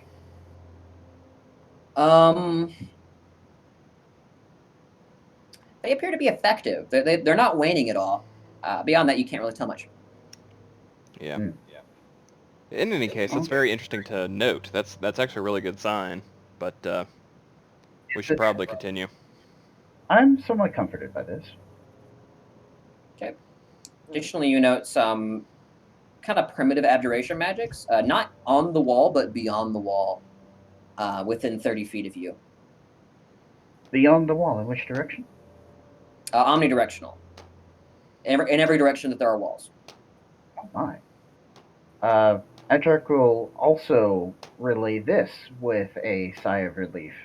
It seems like this place is well protected, or at the very least, a lot of effort and thought was put into it. This is reassuring. Let's keep up the column. Yeah, come on. Okay, yeah. together here. Yeah, that's good. Good stuff. Well, let's go ahead and move out into the open here so we can spread out if we need to. I hate that idea. Yeah. You want Argento to lead the way? Oh yeah. Okay.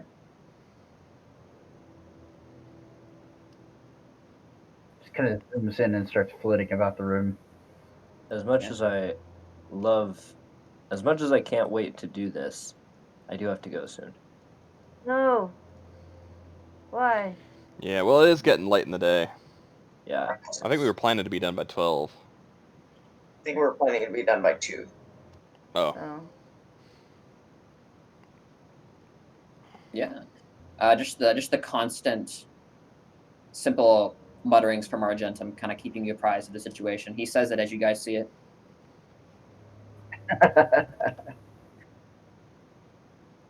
Not planning to elaborate in character? In the interest of expediting, considering you have to leave, I'm just gonna move. Interestingly, this brazier is not lit. I think I have to stand next to it.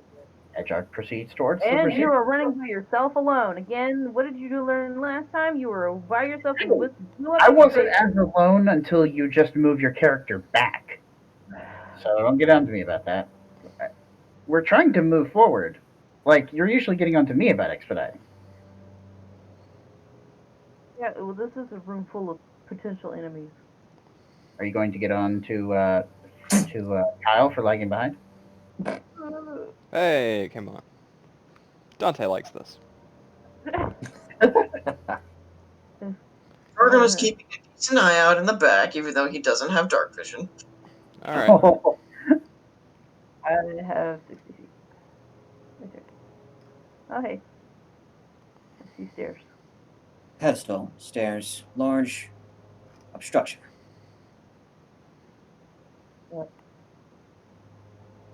Well, As Argentum gets closer, you guys can finally see the end of the hall.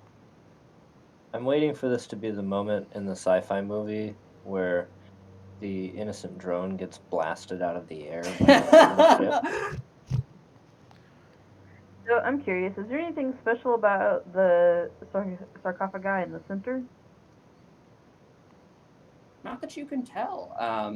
Any names or titles that would be written on them?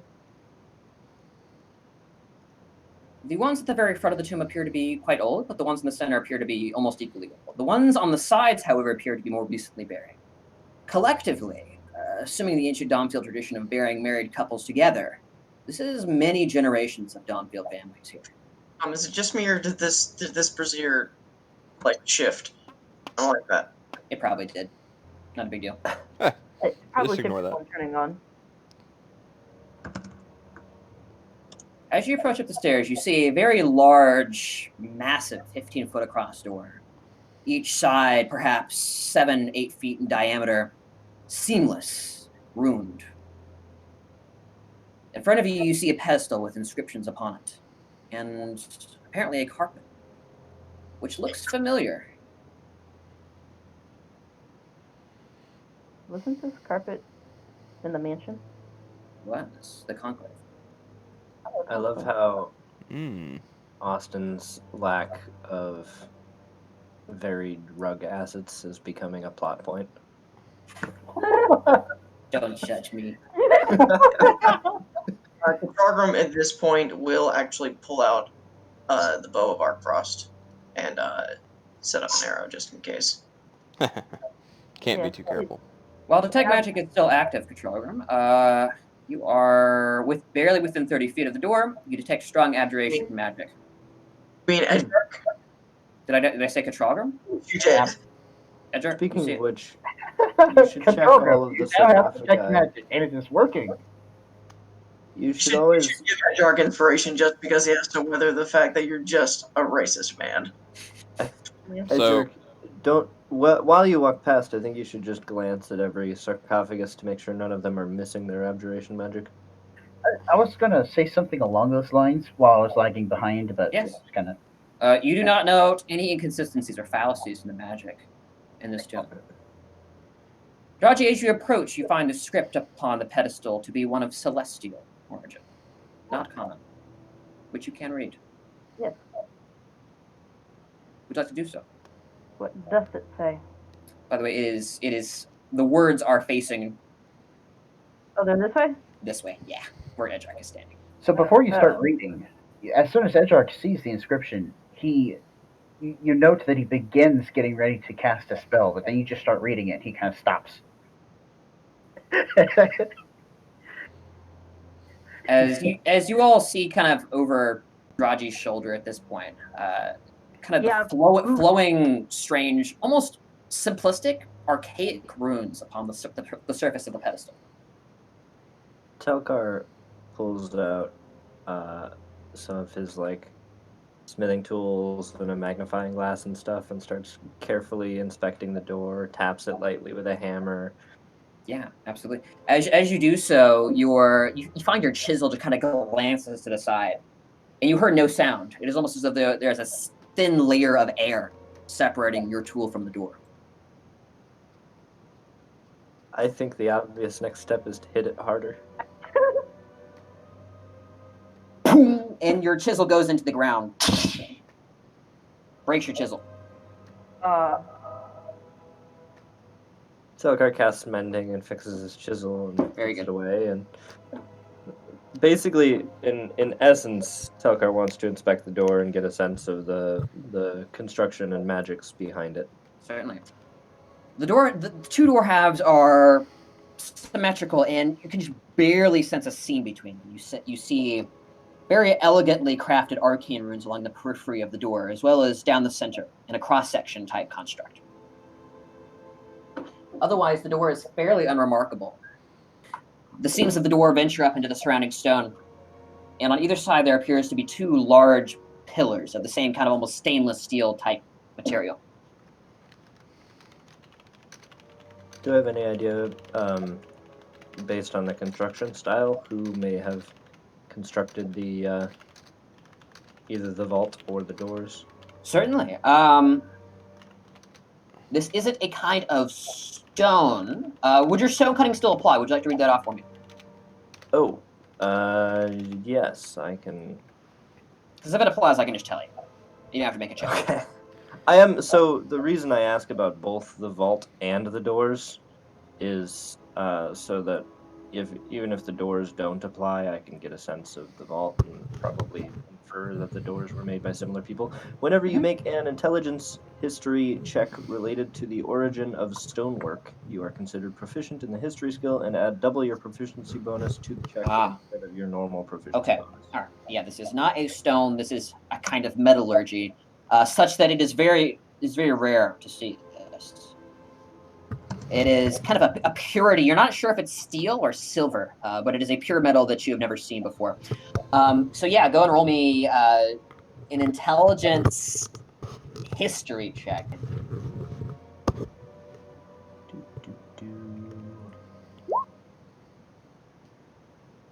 Wow, the dice do not favor me today. It's unfortunate. As you look at it, you are entirely flounced by just what this is. It is a kind of cut and make that is so pure and refined that an entity or race that could have made this in recent memory does not immediately spring to mind. With a 14, you feel like maybe it has some slight celestial origins. Like, it kind of gives you that slightly holy feel. Fair enough. Right. Jirachi, you're reading the pedestal, yes? I have yet to receive text, but yes. I'm about to send it to you. Cool. Would you like to read it aloud? Do that. Uh-oh, did this disappear? Did not. Excellent. Okay, I would have been very sad.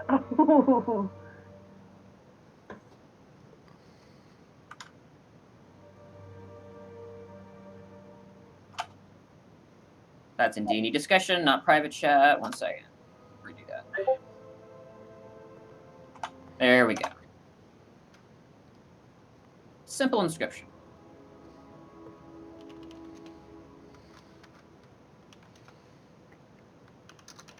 Oh, okay. A riddle. or at least a rhyme. Nick got greedy hands when I said a riddle. Anyway, so yeah, you'll notice that Dredgy is able to read the script just fine, and she looks over it, tries to translate it a little bit, and then she says it says 2 horns there were of yore and yonder, and she's following the text while she's saying this as she translates. One sounded of war, and the other a founder. 2 horns does a dragon make, 1 horn, and the door may break. Feet of our fathers, crown of the dwarves, search yonder stone and ore among the corves. Can you post that text if you haven't already? I will do so. Give me a moment.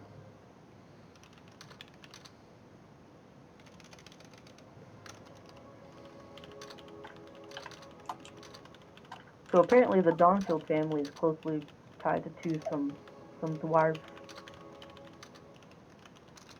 Okay. I'll even pin it for later. Yes, Christine, yes. I'm using my moderator powers to the extreme. So, corvus is Latin for crows. So I'm not sure if that's where that comes from, or if that's a typo or something. So like among crows? I don't know. A murder of crows. Telkar would know that a corv is another word for a almost supply wagon or minecart. Oh, neat.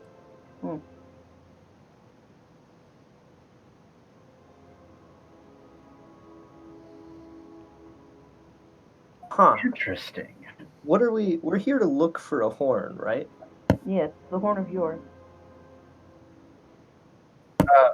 Edric is going to write this down, by the way. He's going to write the translated version down for our reference later, if necessary.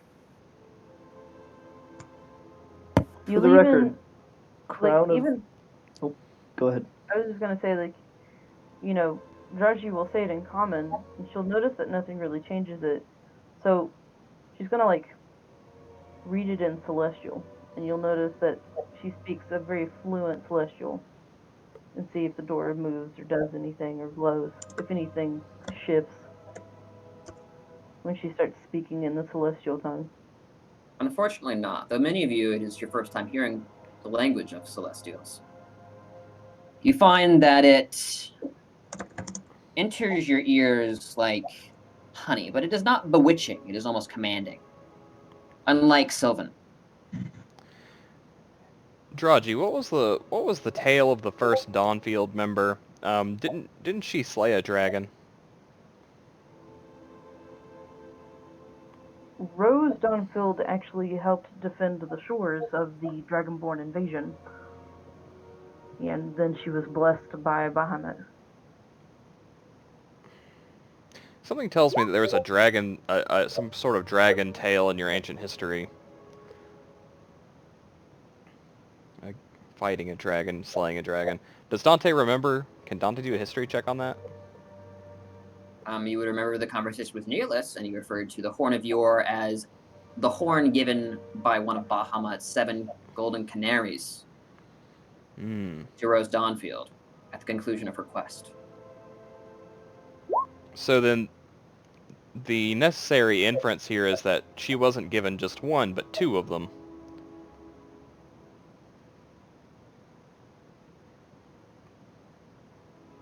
One horn and the door may break.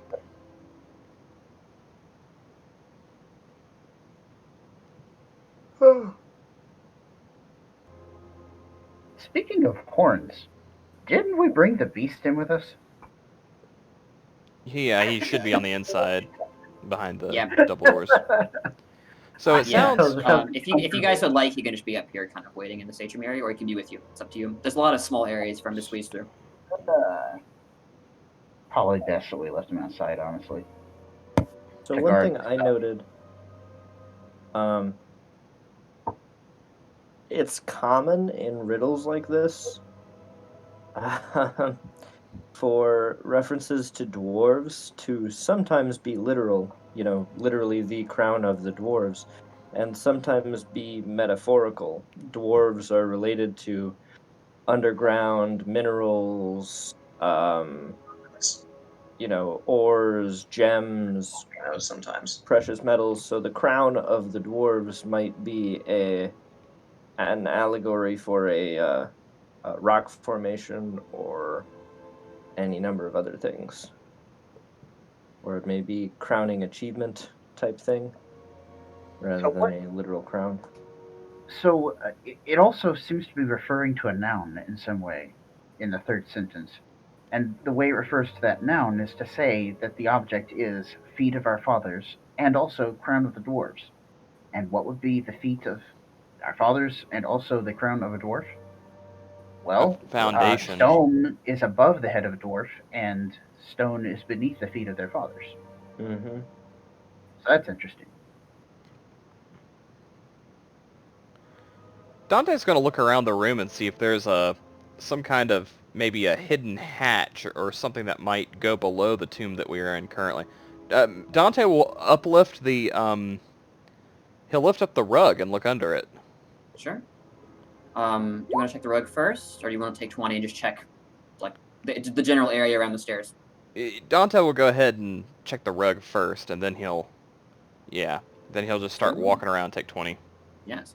You find the rug to be significantly diminished in quality compared to the rug that you've seen already.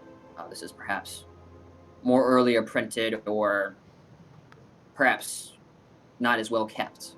Regardless, there is nothing under the rug. Okay. I'll make an investigation check. Okey-dokey.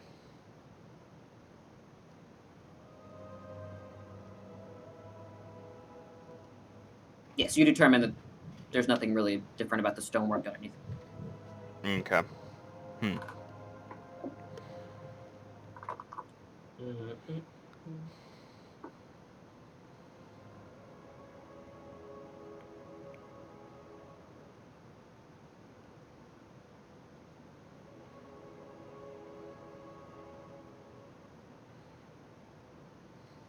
Yeah, I would agree with that, Takar. But we don't have the Horn of Yonder. Right. And it's telling us where to find it, but it's cryptic. Feet of our fathers, crown of the dwarves, search yonder stone and ore. Can these sarcophagi move? You haven't tried. Dante would like to kind of check underneath the sarcophagi. Are they like built into the ground, or are Yeah. they're carved out of the stonework? It does appear, you're no Telkar, but it does appear that they are kind of built into the ground itself in some fashion. Dante's going to go walk around all of them and see if there's one that's not. Sure, yeah. No investigation check needed. You just walk around. Dante begins pacing about the room, inspecting the coffins as you guys kind of mull over the riddle. Edric will assist, of course, keeping an eye out for, anything interesting with his magic detection as well. I mean, we already did one sweep of it, but might as well.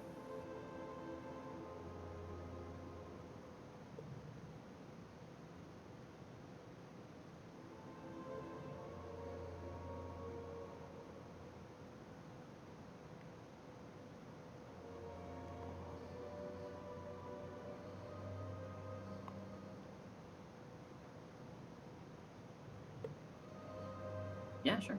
Yeah, you guys walk about. That'll be resolved in a few minutes whenever you guys complete your rounds. The rest of you guys can continue role playing for a little bit while that happens. We're doing some.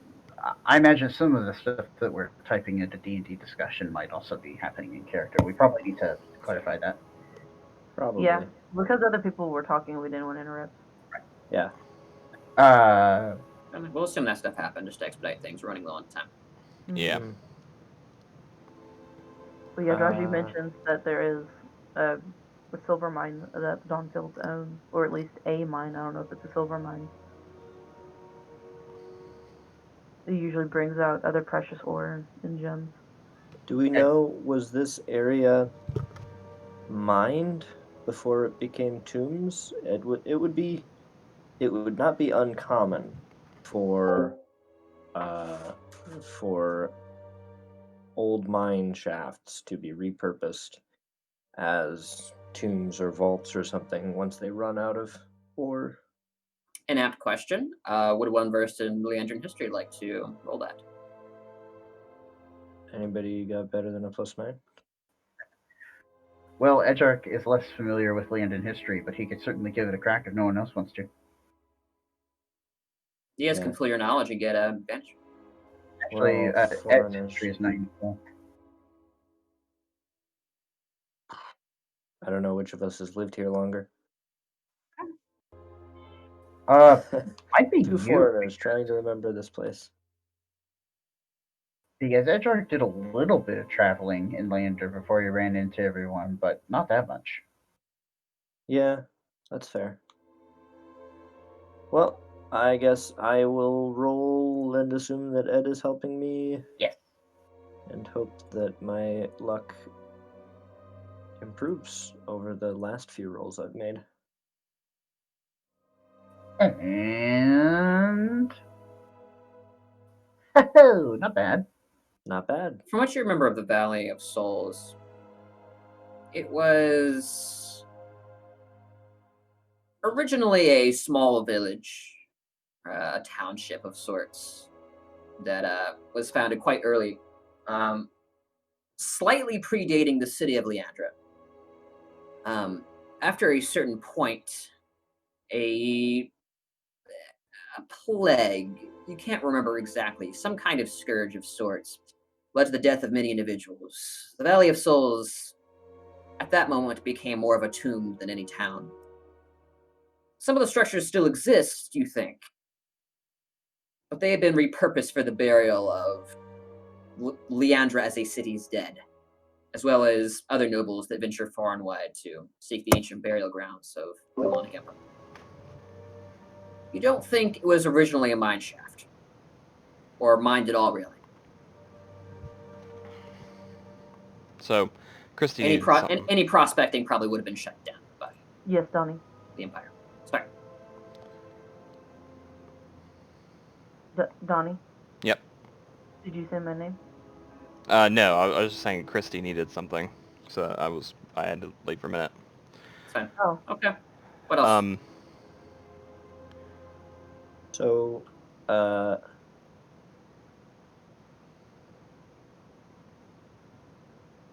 worth a thought, since we're planning on wrapping up pretty soon. Maybe we should wrap it here and work on the riddle.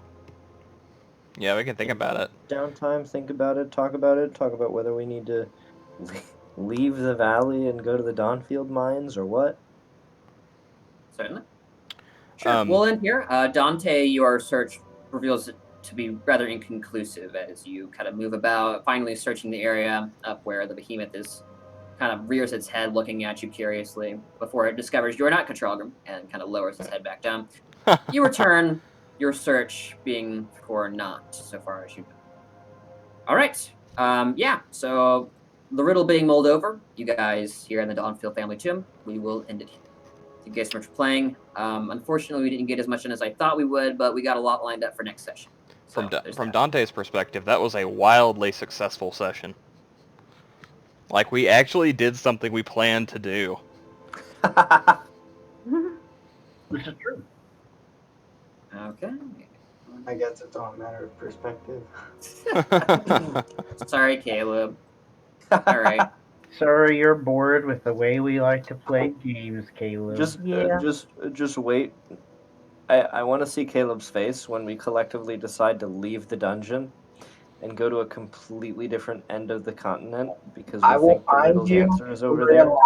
And we'll be forced to slaughter you all. Because I think I heard sometime earlier that we wanted to go to the Israel forest. We probably need to go and do that. Yeah, That's fine. We can just put this quest on hold, start another one, and just I when it will- gets to the part where Caleb is getting excited Alright. about that quest, we'll start a new quest. 400 EXP to everyone. Hey! Hey, 400. 400. Oh wait, we discovered the Dawnfield tomb. We don't get 1,200. Nope. That objective is for both of those things. Darn. Um, So you must do both. what's our goalpost level at the moment? Dante is 14. I think Jiraji's 14. Yep, I'm 14, Okay, so it is 14. and Edric should also be 14. Indeed.